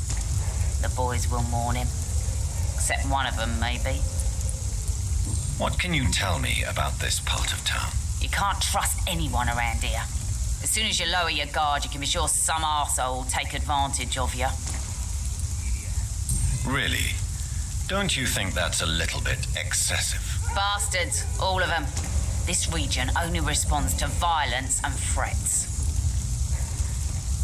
You sound like you're thinking of somebody in particular. Take the gravediggers of Southwark. They must pay me every week, but it looks like they forgot who gave them permission to steal from the dead. Looting corpses in a mass grave. That is a new low. Whatever. Hey, since you're a doctor and all, maybe you can access that forbidden area and remind those bastards what they owe.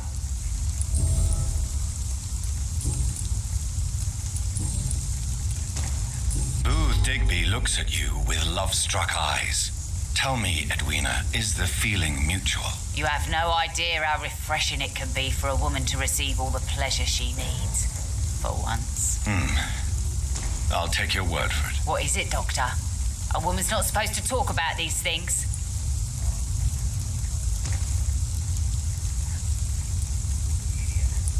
Behind all your crude words and your attitude, I sense romance and a soft heart, Miss Cox. Romance? I have no time for such rubbish. I use Booth like I use everyone else. Tell me about the man you and Booth killed, Edwina. The bastard killed one of us and received retribution. There's nothing else to say. What happened exactly? I don't know and I don't care. One of ours was killed by that communist bastard, but he didn't brag for long. So you have no idea what really happened, but you executed him anyway. No one messes with the wet boot boys, Doctor. This is our territory and this is our law. And your conscience is clear. You kill without hesitation. Violence is an efficient tool, Dr. Reed, when used properly. So you decide who lives and who dies, just like that? Yes, Doctor. Just like that. I'm not saying it's fair. I'm saying it's my way of dealing with troublemakers. I'm looking for Mr. Sean Hampton. Do you know where I could find him? The sad saint? I heard he was mugged or something. Yes, he was. But he left hospital recently. You don't say. Well, I suppose it's good news for the homeless and the useless. Ask them, they must know something. Can I see? As long as you have money.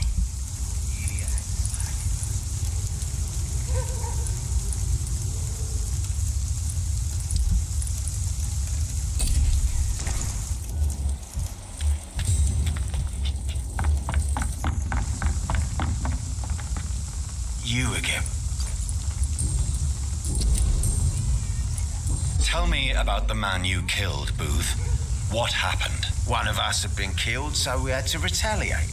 That's the whole story. There has to be more to it than that. No, really. One of us got killed, so the killer had to die. That's how things have always been done round here. No one gives a shit.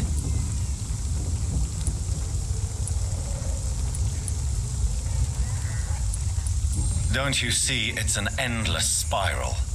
One day, it will be you who'll be stabbed, or shot, or worse. That's what my sweet Edwina always says, that one day I'll get it too. But she says it with the most beautiful smile, my Edwina.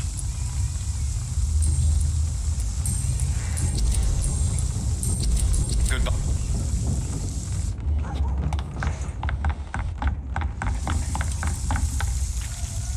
Good. Can I off? I'm fine, thank you. Good.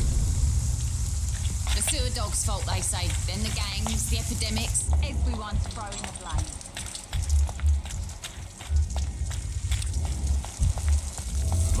Not a drop of blood left in his body. This is the work of a vampire. A vampire? Whatever do you mean? I'm a tracker of these creatures. A vampire hunter. You best be off to your hunting then. For if the sewer dog is back and hunting all these poor folk, he needs a catching. A sewer dog? What's it look like? It's an old story. A monster with daggers for teeth and icy claws. He comes of a sudden, nighttime, claiming innocence, then vanishes. Claws. Murders by night. Good evening, sir. Whatever. Don't you recognize me? We met a few nights ago. Don't take it personally. I spent a lot of energy forgetting what I did the night before. Yes, you had definitely drunk too much then as well. I'm Dr. Jonathan Reed. I'm Dyson Delaney. I'll try to remember you. This time. Inebriate? Yes. Take this, then. And perhaps you could try to slow down the alcohol. Hey, Doc, you don't really want me to stop the only remedy I can afford. What do you do for a living, Mr. Delaney? I drink. I drink in the morning and at noon. I drink at night. And then I drink some more. Why do you drink so much? Maybe it's because I prefer dying slowly. Death can be so abrupt. Personally, I like to see mine coming at my own pace. You sound very sad, sir. That's because I am, Doc. Don't you work at all? I'd love to, but I don't have the time. Didn't I tell you? Drink in the morning and at noon. I drink at night. Is there anything in particular that you like about this part of town? Except for the cheap drinks, I mean. How dare you say such a thing? I love this neighborhood. So friendly, so joyful. No reason at all to rejoice, then? Life is hopeless and then we die, is that it? Let me tell you a story. All right. Go on. A few years ago, when I believed a resolute man could change things around here for good, a tragedy occurred nearby. What kind of tragedy? It was a bomb. Bomb that exploded and killed many people. Metal and blood everywhere. Shouts, fire, broken window of the shoe shop, the torn streetlight. You lost people you loved that day, didn't you? I've lost everything. But you know what the worst part is? I don't even remember where it happened. I've drunk so much to forget it, and now I can't remember where it was. I can't pay my homage to the dead. I'm sorry, Mr. Delaney. It's okay. If you ever find the place, just leave a flower for me there. Even if you tell me where it is, I'm not sure I'd memorize it. Is there anything in particular that you like about this part of town? Except for the cheap drinks, I mean. How dare you say such a thing? I love this neighborhood. So friendly, so joyful. No reason at all to rejoice, then? Life is hopeless and then we die, is that it? Let me tell you a story. Another... Is there any... Why are you so cynical? Cynicism is the polite way to express despair, Doctor.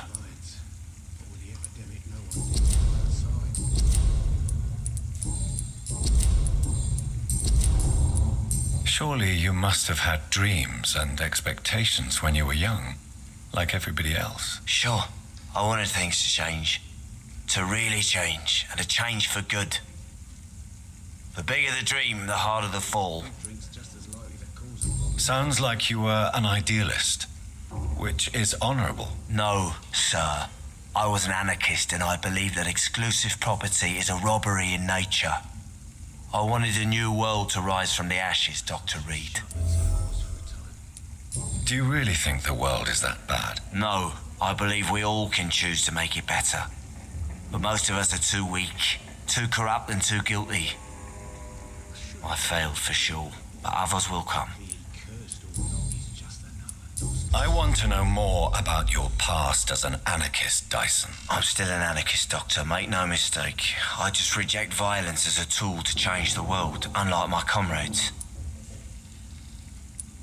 Do you still see your comrades, then? Even if you don't agree with their methods anymore, I mean. No. I hope they'll come to share my point of view one day. I'll raise my glass to that splendid idea. Do you believe in a bloodless revolution, then? I do not believe in much anymore, Doctor. But I'll admit I like your idea of peaceful change. I like it a lot. I'm looking for Mr. Sean Hampton. Do you know where I could find him? I really don't know. I heard he'd been abducted. I don't know if he's back. Who could tell me, then? About the sad saint. I try asking Tom Watts about him. Inebriate. I already drink the only man. Goodbye, Mr. Dillon. I should have offered a drink to the boy. Be he cursed or not, he's just another lost orphan. Good evening, Tom. Good evening, sir. How are you tonight? Back to the docks, are we? You remember me then? Of course I do. You're that man who seemed so lost when he entered my bar a few nights ago. Thank you for your hospitality. I'm Jonathan Reed, by the way. I'm still Tom Watts. Welcome back, Doctor. What can you tell me about this part of town? It's not that bad. Thanks to people like the sad saint of the East End. Who? Sean Hampton, our own private holy figure. Few are foolish enough to make peace with the gangs. Sean is one of them. How is it you can keep this place open?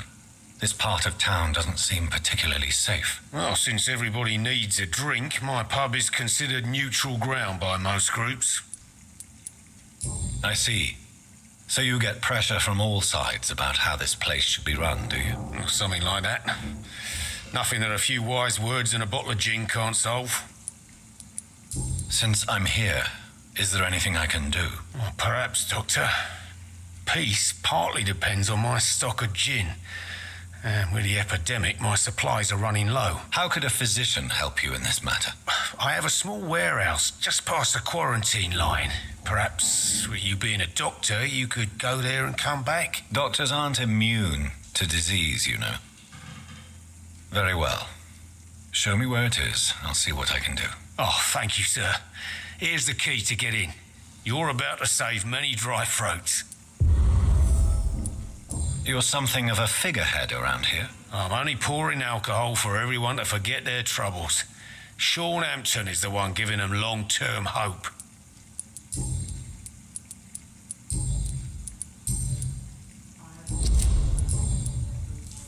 Do you need... I'm all right, Tom, I need to find Sean Hampton as quickly as possible.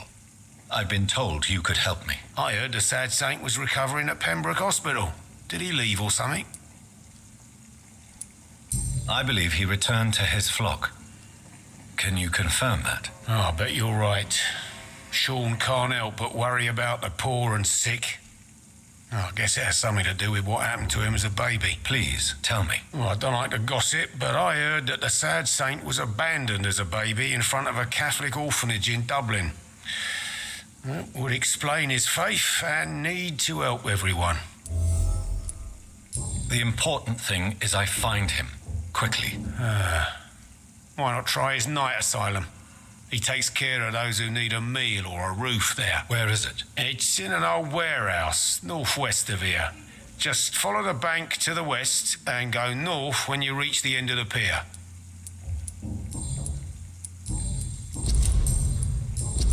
Goodbye.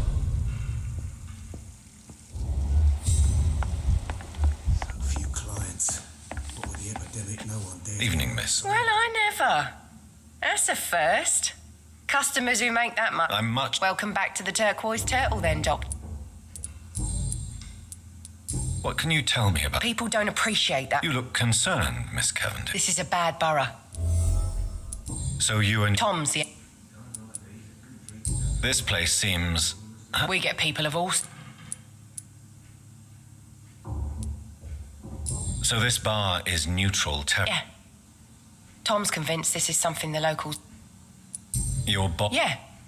Tom's a... We get... Excuse my curiosity, but where exactly are you from, Miss Cavendish? Something bothering you? What, my name? Or my complexion? Believe me, I never judge someone on their place of birth or the colour of their skin. If that's true, you'd be one of the few not to make fun of me.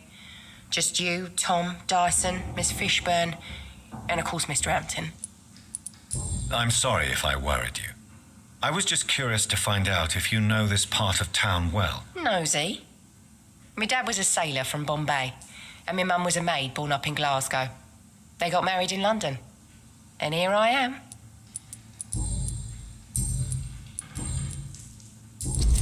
Miss Cavendish, would you be willing to help? You better ask Tom, sir. Why not answer? We respect the... Do you require... I'm fine, sir. Just have to...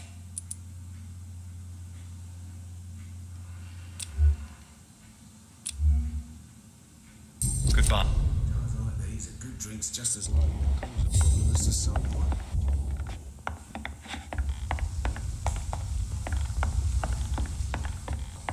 Poor Jack. He didn't deserve this. Perhaps I should shut the turquoise for a time.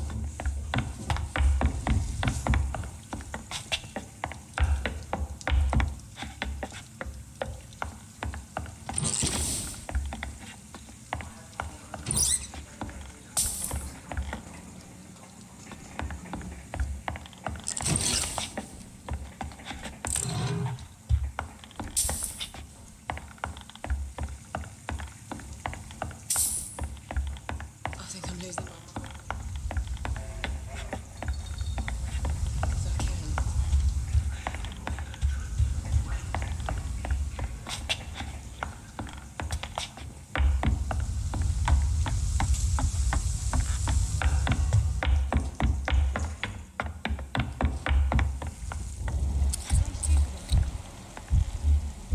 Not long ago, this sort of place. Good evening, sir. Have you witnessed any suspicious activity or strange events recently? And what do you define as a strange event? More to the point, who are you? My name is Ichabod Throgmorton, vampire hunter extraordinaire and warden of the East End. A vampire hunter? Really? I know what you're thinking. I'm just another lunatic howling at the moon, but I'm not. The bloodsuckers exist, and they're close. Mr. Throgmorton, I'm Dr. Jonathan Reed. I'd like to hear more about these vampires you're hunting. A man of science? Well, I'll be glad. What can you tell me about this neighborhood? Did you hear about what happened to Jack Gillingham? Poor boy. It's a shame I wasn't around to protect him. It's impossible to protect everyone. The violence seems endemic in this part of town. But it's my duty. I am convinced Jack Gillingham was killed by a vampire. These evil rodents are spreading like a plague. So, how exactly are you protecting these people? I'm curious. I patrol late at night, investigating anything unusual. I try and encourage people to stay indoors, but people are careless. Can I help in any way? Actually, yes. I plan to put up posters to alert the population to the vampire threat. Are you asking me to paste posters about vampires around the docks? If you wouldn't mind. If you did that, then I can focus on my patrols. How do you identify a vampire? It's simple, really. They can't stand daylight.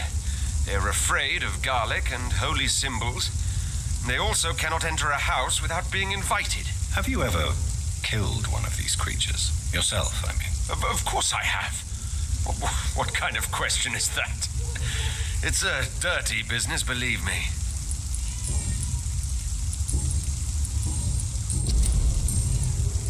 Have you heard of the Guard of Priwen? Of course. They're dedicated hunters. A little militant for my taste, but they do let anyone join. Were you ever tempted to join the Guard yourself? I did think about it, but I'm more of a silent hunter. They're more of a sanitary militia. So you hunt alone? That sounds risky. Vampires are just like every other predator. They hunt when they're hungry and follow certain patterns. It's just a matter of observation and patience.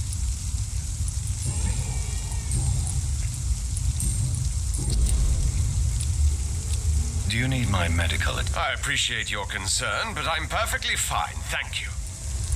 I'm looking for Sean Hampton. Can you help me, Mr. Throgmorton? The sad saint? He should be at his night asylum at this hour, but I cannot tell you how to find it, sorry. Really? Why is that? It's nothing personal, Doctor. I'm sure your intentions are good, but people who sleep there, they have plenty of reasons to hide. Maybe at least you can tell me who could help me find him. Tell you what, go and chat with Tom Watts. He's a bartender and good judge of character. If he talks to you, then it's... I could make you tell me, but I respect your refusal. You really believe Sean is a saint, don't you? All I will say is this. Gossip has it that when he was a child, he was molested. By a priest of all people. Funny thing is, though, it only strengthened his faith.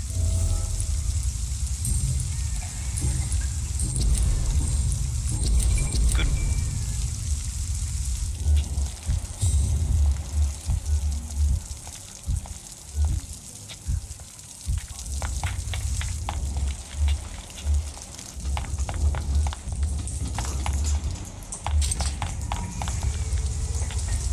Hello, boy. Hello. Good evening. Did I scare you? You have nothing to fear from me. No, it's just that people prefer to avoid me. Well, I won't. I'm a doctor. My name is Rufus, sir. Rufus Kingsbury. What can you tell me about this region? It's all about staying out of trouble. But since most people prefer to avoid me, it's pretty easy. Why do people avoid you? They call me Rufus the Curse. Around here, I'm a bit of a bad luck charm. Have you ever thought about leaving? Where else would I go? At least I know these streets and some people around here. This is my city, for better or worse. What do you do around here, Rufus? I listen to the news on the docks, sir. And I smile at those kind enough to spare me a bob. Do you have a job? It's hard to work, what with my head and all. Since I was a boy, I've always had trouble remembering what I do and why I do it. What do people say about this place? Things have been tense between the wet boot boys and the communists.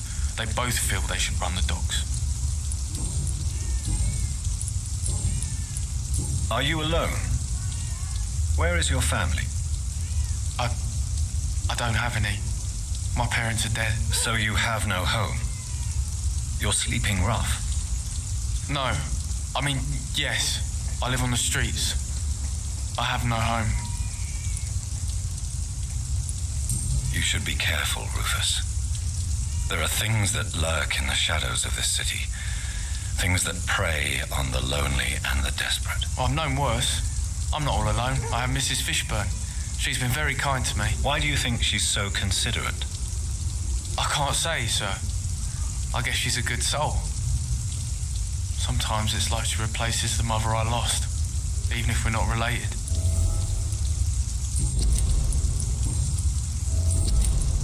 Do you know a man who lives in this part of town? A man named Sean Hampton. I'm looking for him. Sorry, sir. I don't know a lot of folks around here. Most prefer to avoid me. Well, I don't think you should talk to him. He may be very sick. Thanks for the tip. You might want to check the Turquoise Turtle. It's a pub not far from... Do you need help? A real doctor caring about me. That's a first. I feel like a real person. I'll see you later. So...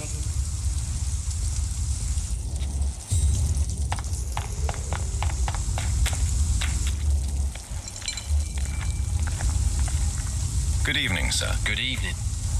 Why must it always be a good evening? I was just being polite. I'm Dr. Reed. I'd like to ask you some questions, if I may. Don't like questions. Or doctors. And the name is Seymour Fishburne, if you must know. What can you tell me about this part of town? A shithole filled with maggots. Liars and thieves, all of them. Are you thinking about someone in particular? No. Hate them all. Especially these petty, whining little shitbag beggars. Is there no one who deserves your leniency, then? Well, Tom from our local is somewhat of a decent bloke. At least, unlike most maggots, he knows how to listen without opening his trap. What's your occupation? I take care of my mum. That's what I do. She's the only good thing in my life. Even though I don't treat her so good. You seem upset. Is something bothering you? I lost the necklace I bought her. I'm a fucking idiot. A worthless idiot.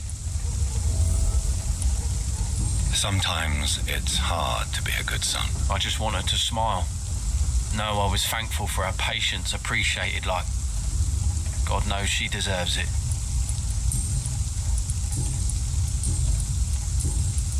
Any chance you can help me find Sean Hampton? The sad saint. Why would you talk to that cunt? Actually, that's confidential. Really? Well, go ask someone else then. I'm sure Tom Watts will gladly up. Do you require medical? That's something I didn't expect to hear again. A doctor concerned with the health of his patients. Yeah. I could use some help. On several matters, in fact.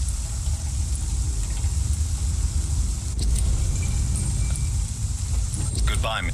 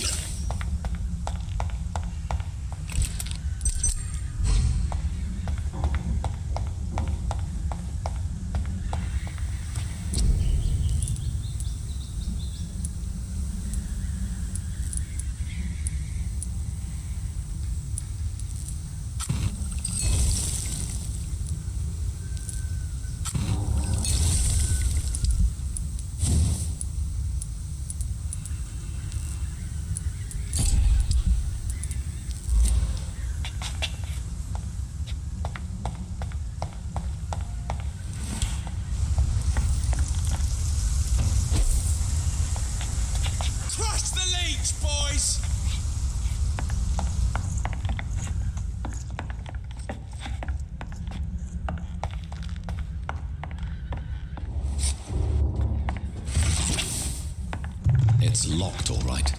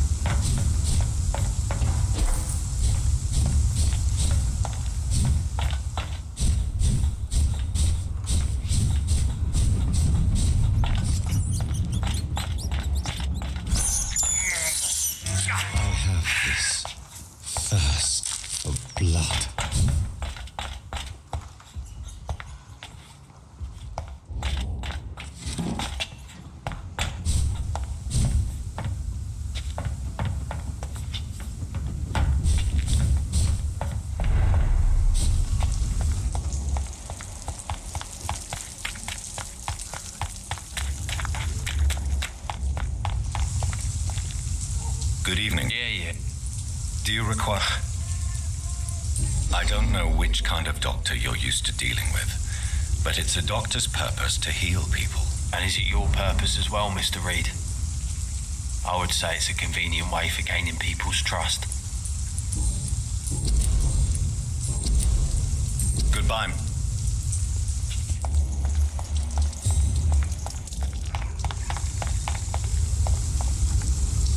Evening, Rufus. Evening, Miss... Do you need help? A real doctor caring about me? A real doctor treats everyone the same, Rufus. I don't know what to say. Thank you, sir. Thank you. So long.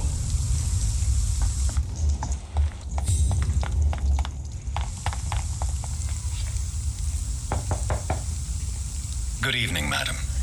I'm Dr. Reed. Could I come in? Why? I work at the Pembroke Hospital. I'm investigating the flu epidemic in this area. Oh, the Spanish flu. Well, that's quite liberal of you, Doctor. But this is no time to be knocking at people's doors. The disease takes away the good people too, madam. Why not let me in? It's Mrs. Fishburne. Stella Fishburne. And yes, indeed. Why not let a doctor in? I'm not sure the epidemic is what worries people most these days. It's locked, all right.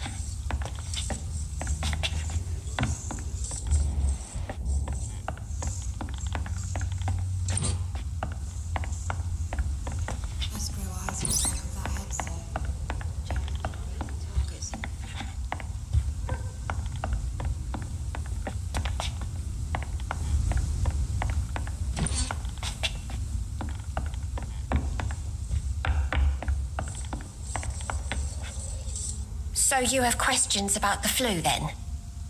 Yes, among other things. Forgive my rudeness at the door. It's just my son doesn't like strangers coming in the house.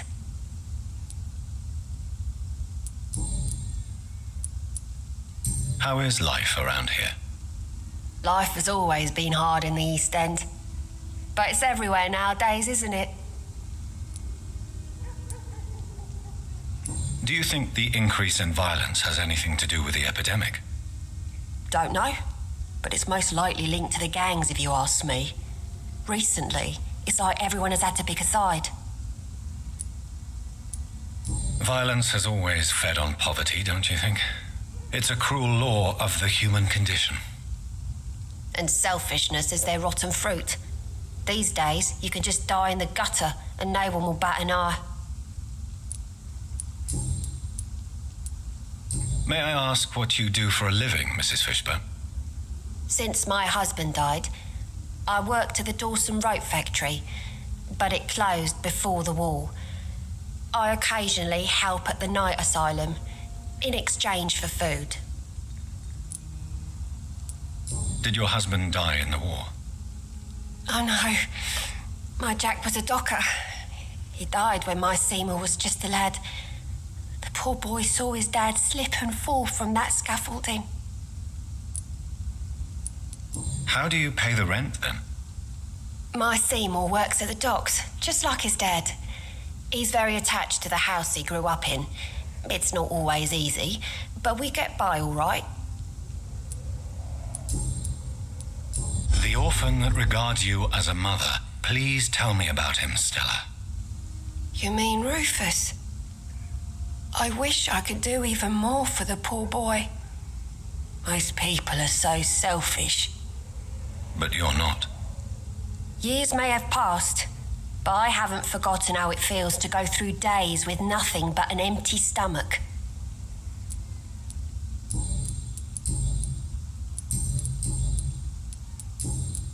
I'm trying to locate Mr. Sean Hampton. Do you know where he could be? You talking about the one everyone calls the sad saint? The man who takes care of the homeless? The very same, Miss Fishburne. I'm sorry. I don't know where his shelter is. Mrs. Fishburne, are you in need of any medical assistance? I am fine for now, least in body. Thank you for your concern, Dr. Reed.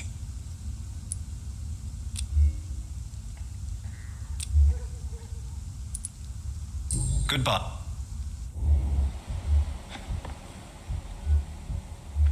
Let's grow eyes in the back of that head, sir. That's easy targets.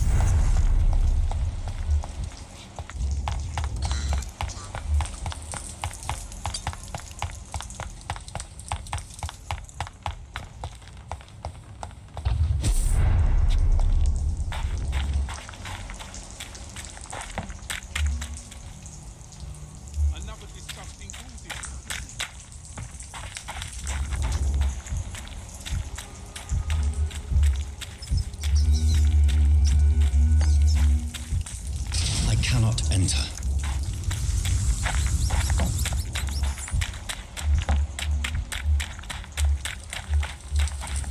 Easy does it, boys.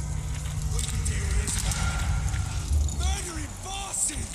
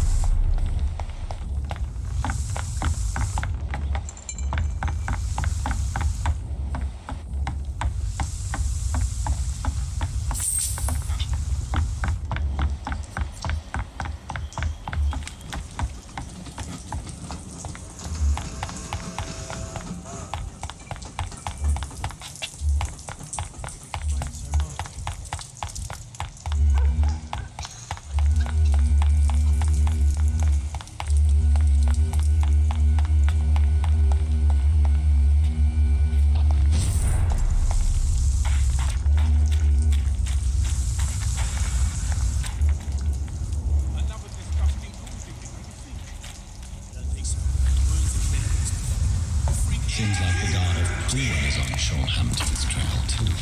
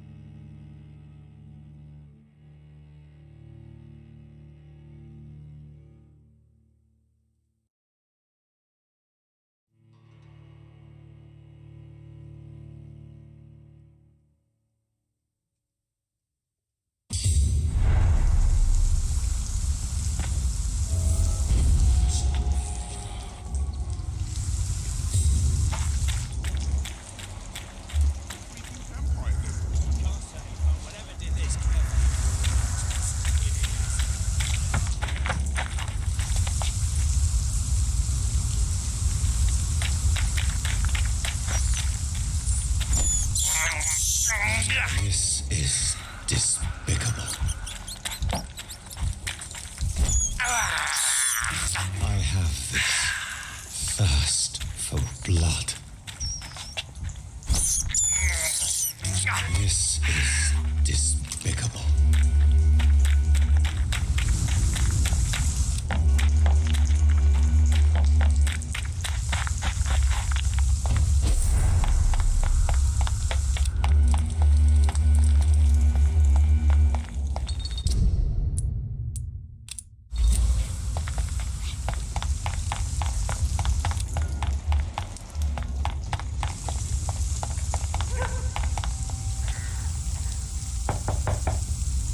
Good evening, Mrs. Fishburne. Of course. I'm not sure an epidemic is what worries people most these days.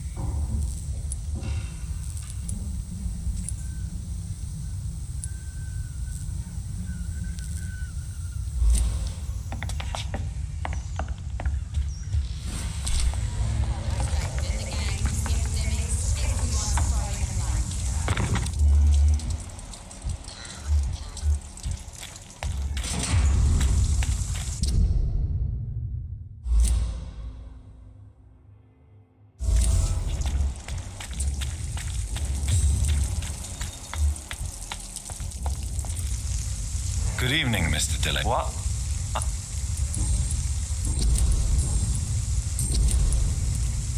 Inebriation aside, do you need medical help? I already drink the only medicine that suits me. Goodbye.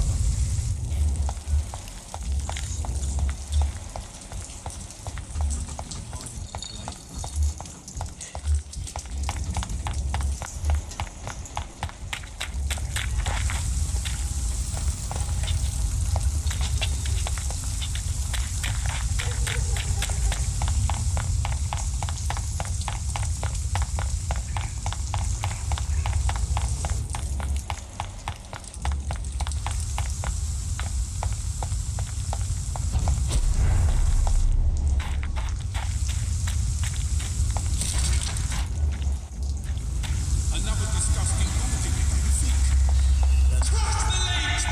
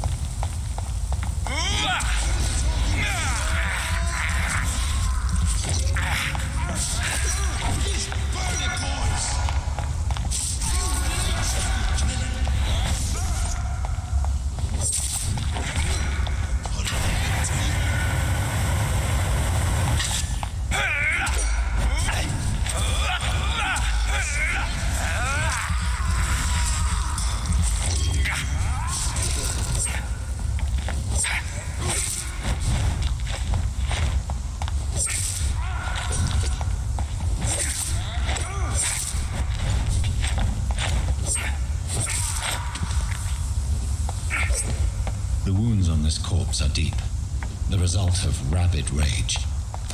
If this is Sean's doing, he's become a murderous beast.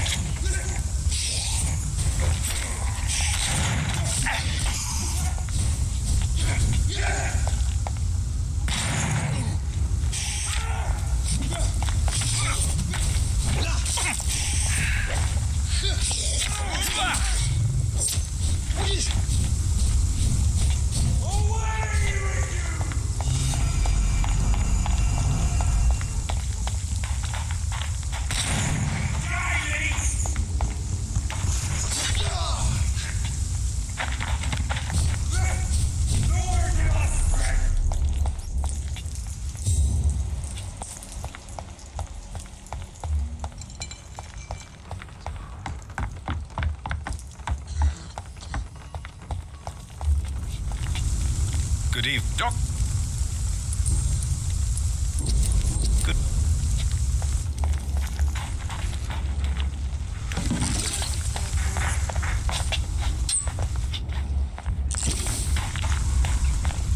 It's locked.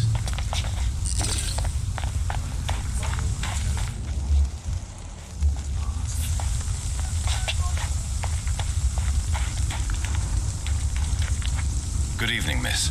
I'm Dr. Jonathan Reed. May I have your attention for a minute? Good evening, sir. My name is Giselle Paxton, but I don't have time for men like you. Have we met before? No, but I just need to look at your fancy clothes to know that you must be desperate to visit the docks at night. That's quite judgmental of you. Sir, I've led enough strikes when I had a job to identify you as an enemy of the working class.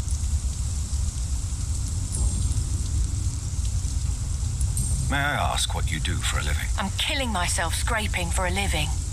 And you? Have you ever had to struggle in your entire life?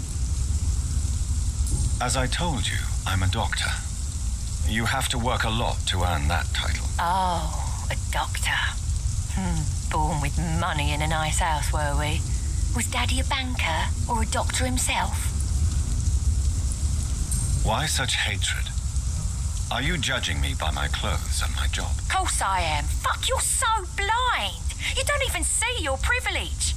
Lazy people like you disgust me. What can you tell me about this vicinity? Tell you what, just spend a few weeks here and then ask me.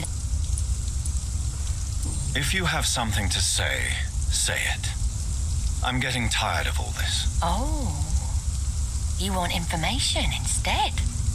Well, here's some for you. Giselle Paxton does not like you at all, Doctor. You don't know me, Miss Paxton, and yet you see me as an enemy. Your manners, your clothes, your words tell me everything about you, sir. I know your kind, and you don't belong here.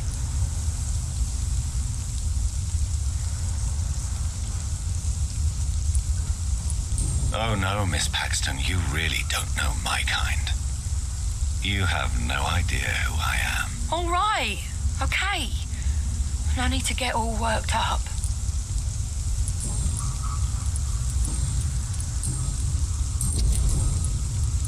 You speak of strikes and class enemy. Am I right to assume you're involved in trade union activism? You bet I am. Well, I was. Nowadays, I'm just another worker blacklisted by the big companies. You lost your job because of your beliefs. Those bastards really hate a worker who refuses slave wages and unsafe conditions, especially when it's a woman. Isn't the whole point of trade unions to help workers in need? Why don't they support you? A few nights back, I lost the money my companions had asked me to hide. With me and my sister being penniless, they thought I stole it. What really happened? I drank too much that night. Strange men saw me count the money in that bar. Some sort of militia in uniform. I'm sure they robbed me. I'm looking for Sean Hampton. Can you help me? What is it you want? Does he owe you money? Has he displeased your Royal Highness? I'm no snitch, Mr. Fancy Pants. Do you need medical help, Miss Paxton? No, thank you. Well, I'll...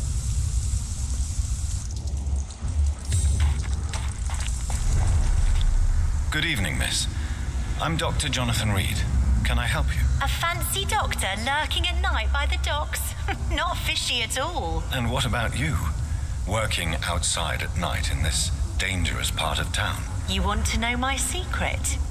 I'm trying to earn money. And I'm Lottie Paxton, by the way. Is it not dangerous to work here at night? As long as I have good legs, I can run away from trouble.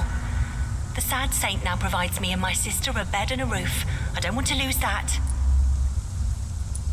Are you homeless, Miss Paxton? Mr. Hampton's night asylum is our new home now. It's a safe place for me and my sister.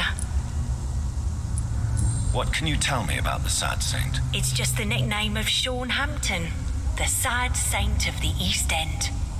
He gave me shelter, and he's not always sad. What can you tell me about this place? How are things here? It may be okay for a strong girl like me, but a dandy doctor from the city like yourself, you better watch your back, Mr. Reed. You really think I should go back to a safer place, miss? No, I think you had better stay and help as many people as you can. Just avoid the wet boot boys. Those bastards are worse than the epidemic. Which local dangers must I avoid? Well, the gangs, the thieves, the drunks, the jobless. A man with your fancy clothes will attract a lot of attention. Well, I am not someone so easily intimidated. Glad to hear that. And if you get into trouble, you can always seek help at Sean Hampton's shelter. No one would dare to be violent there.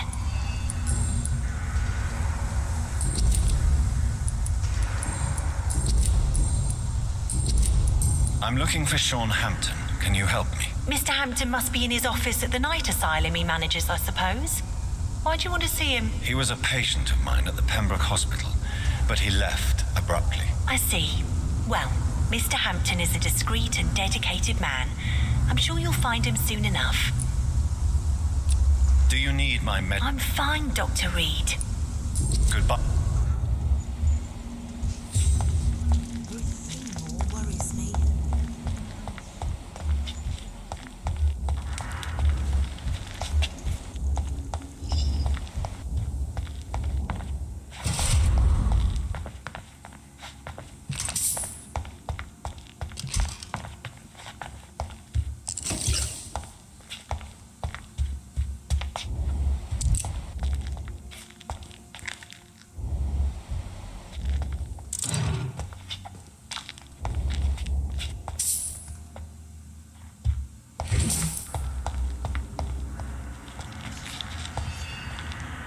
Why the long face, Doctor?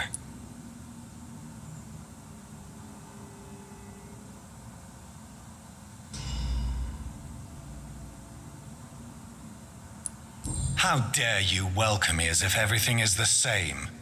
We both know things have changed a lot, don't we? I'm still me in here, just more alive, as a Skal.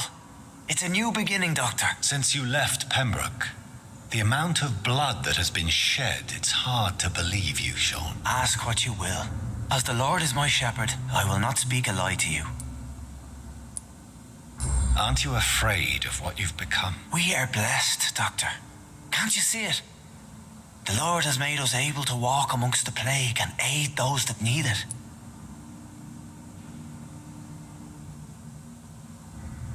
Do you think this is a blessing when God's own house and holy symbols repel you? If that is your burden, Doctor, so be it. But I do not fear the cross, nor am I forced to take the life of another. My kind doesn't share your imperfections. But you must drink blood now to survive. No, not your scripture. Whoso eateth my flesh and drinketh my blood hath eternal life, and I will raise him up at the last day. So saith the Lord. I only need to eat flesh, no blood. Why return here? This is my home. These people are my flock. You will always find me where I am needed. Wonders never cease. Skal managing an asylum. And what of you? A vampire doctor? Meals laid out before you. Yet you restrain. And what about William Bishop? He tried to take care of you. But this hunger, this thirst, cannot be restrained. Alas, poor William. He had a good soul, but was weak in spirit. He could not shake the thirst for booze, never mind blood. But have faith, my will is far stronger than his. Why did you kill Miss Jones at the Pembroke Hospital? Killed old Harriet? You must be mad, Doctor. Why would I do such a thing? So you claim Miss Jones' death was not by your hand, nor the other incidents at Pembroke? Though Harriet was an angry, spiteful woman, she was one of God's creatures. I have nothing but love for all he has made. But you were close to her? Of course. But she was lost, separated from the fold. She did not see the hand of the divine in my blessed condition. People have been murdered. I've seen the blood. I don't believe you can be trusted. Have a little faith, Doctor. If you will follow, I will guide you to the light. How do you plan to do that? Take this key of the old sewers. The entrance is by the riverbank, south from here. There you'll find all the proof you need.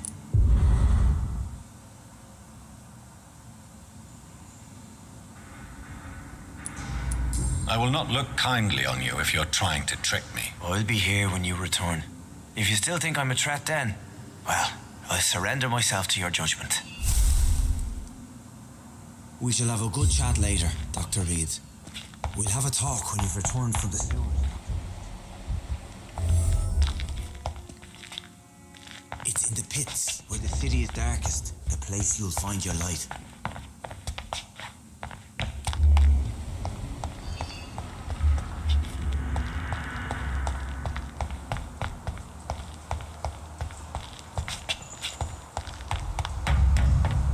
It's locked, all right. It's locked. It's locked. All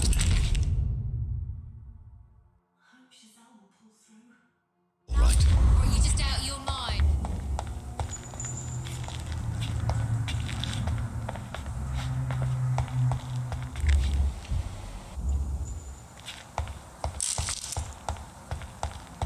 This Seymour worries me. Perhaps Sean knows something about him.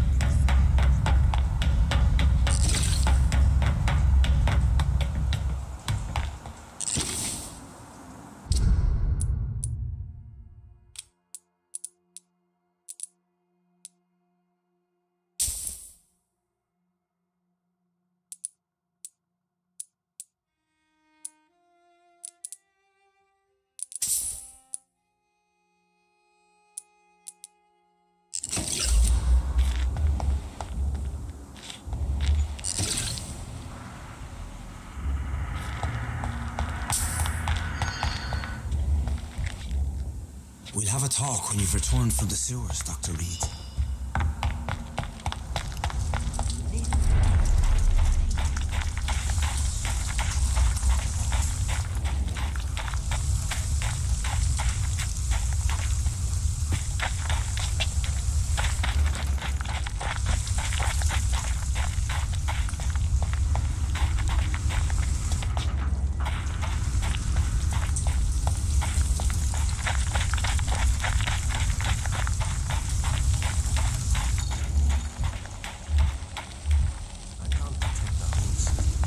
It's locked, all right. The dock spotless.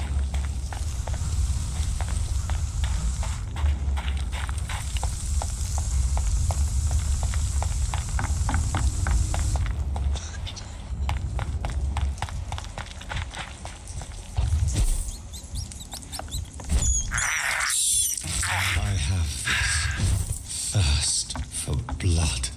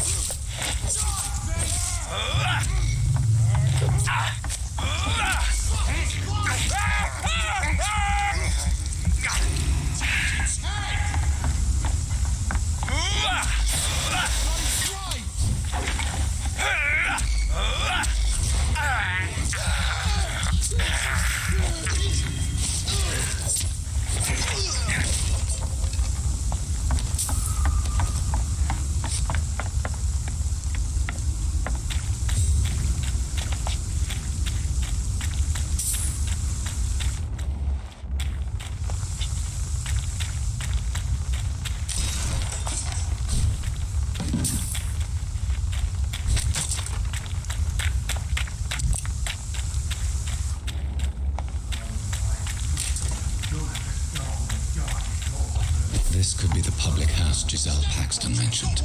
I should investigate further. Turn around, sir.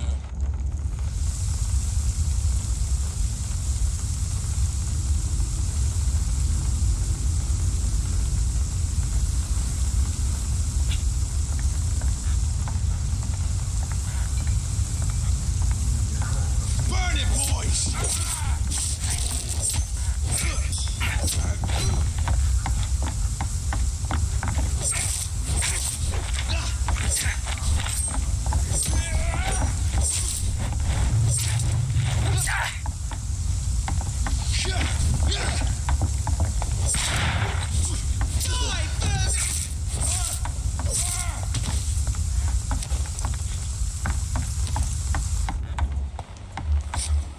Giselle's stolen money.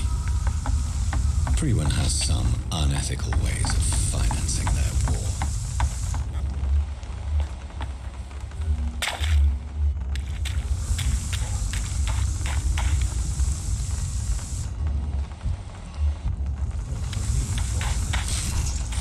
Fancy clothes? This one's a top! Back, demon! Back!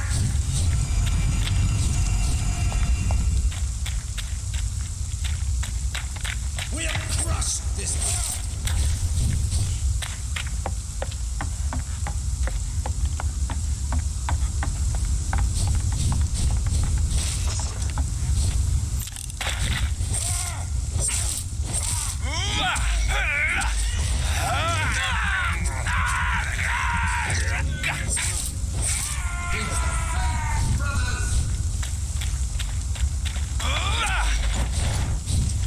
Crawl back to the house.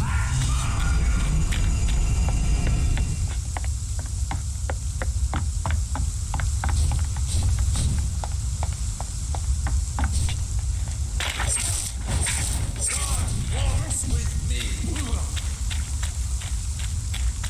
Stay back, beast.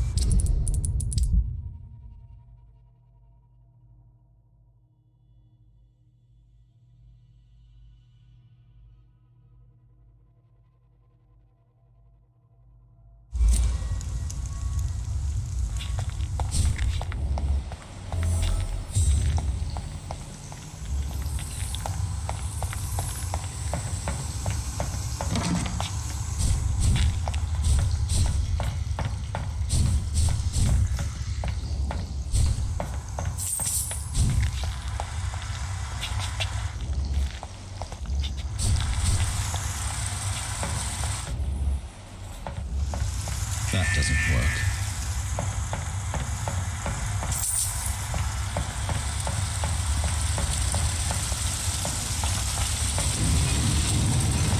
So that's it.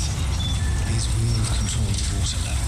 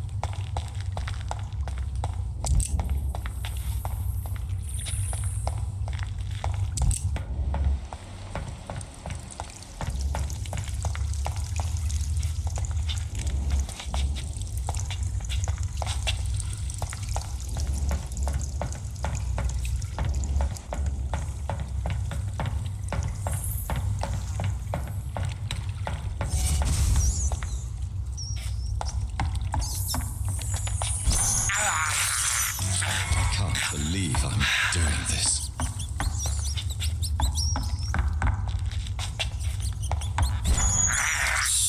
I have this thirst for blood.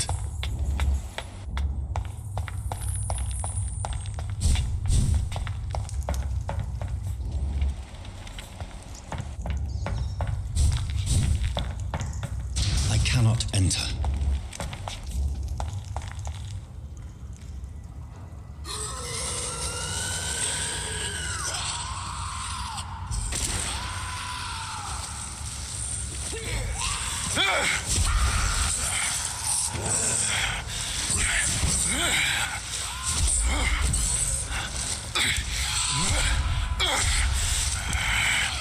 These maggots have escaped the wrath of Ascalon for too long. It is time to purge the sewers of their filth. You again. The one they call the sewer dog. Hold your tongue, newborn, or I'll crush you like a maggot. You've let the beast consume you. Finally, a touch of lucidity. Learn to respect the laws of Ascalon.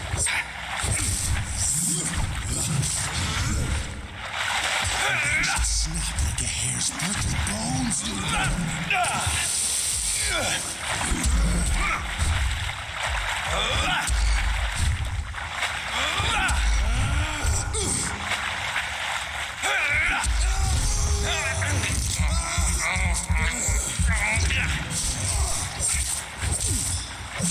dare challenge the dictates of Ascalon?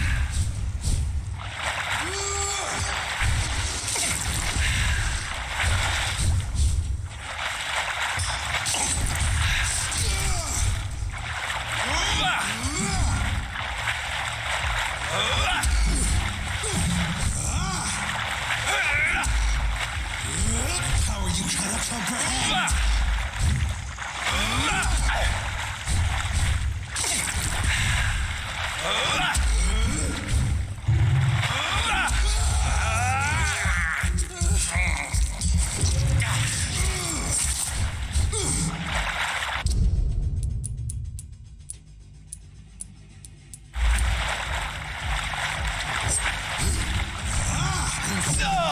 The hand that crushes all.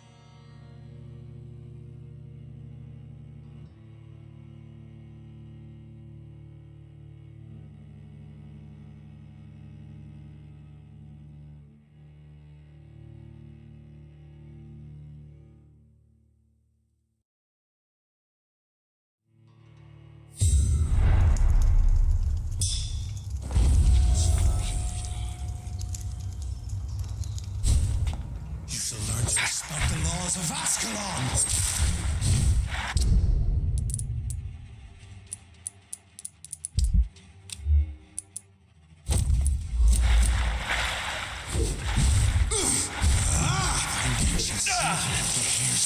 Bones, newborn.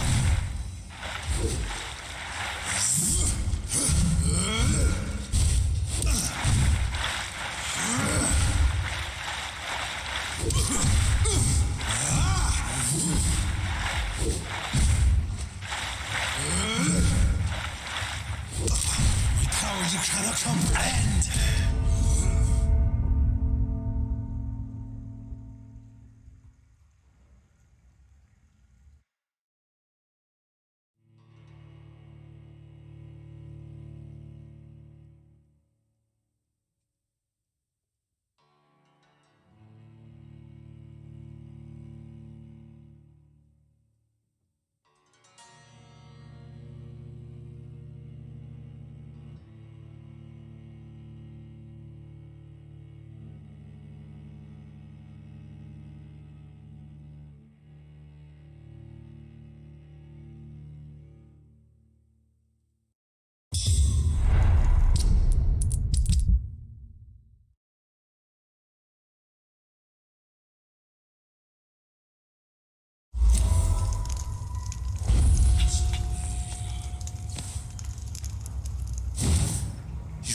to respect the laws of Ascalon.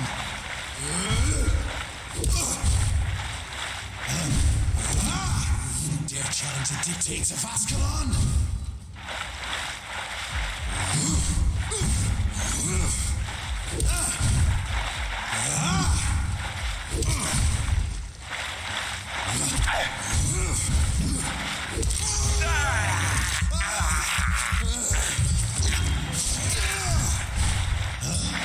Infernal Banshee, the hand that crushes all!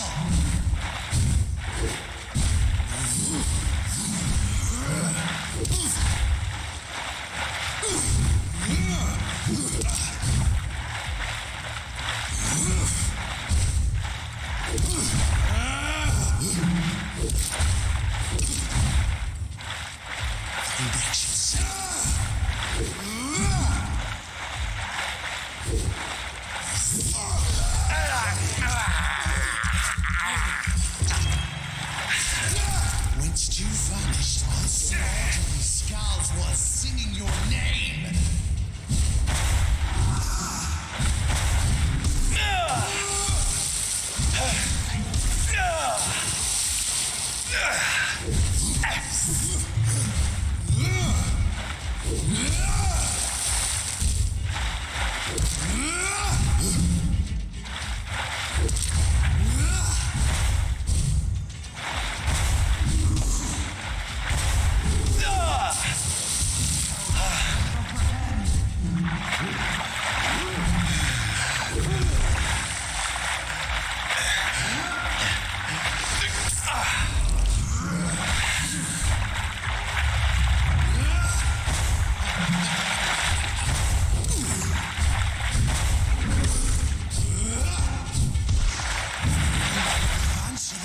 Crushes all!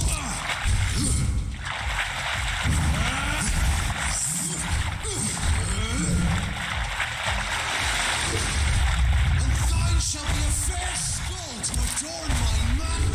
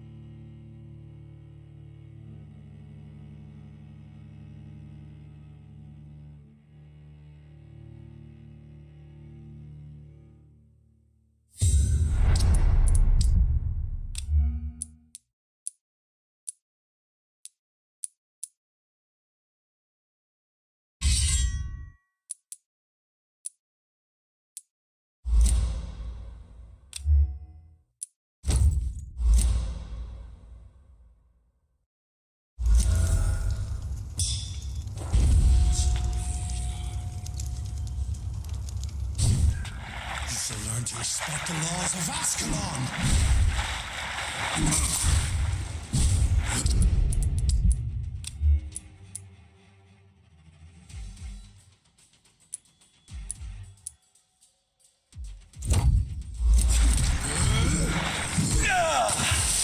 The action snap there's bolted bones in your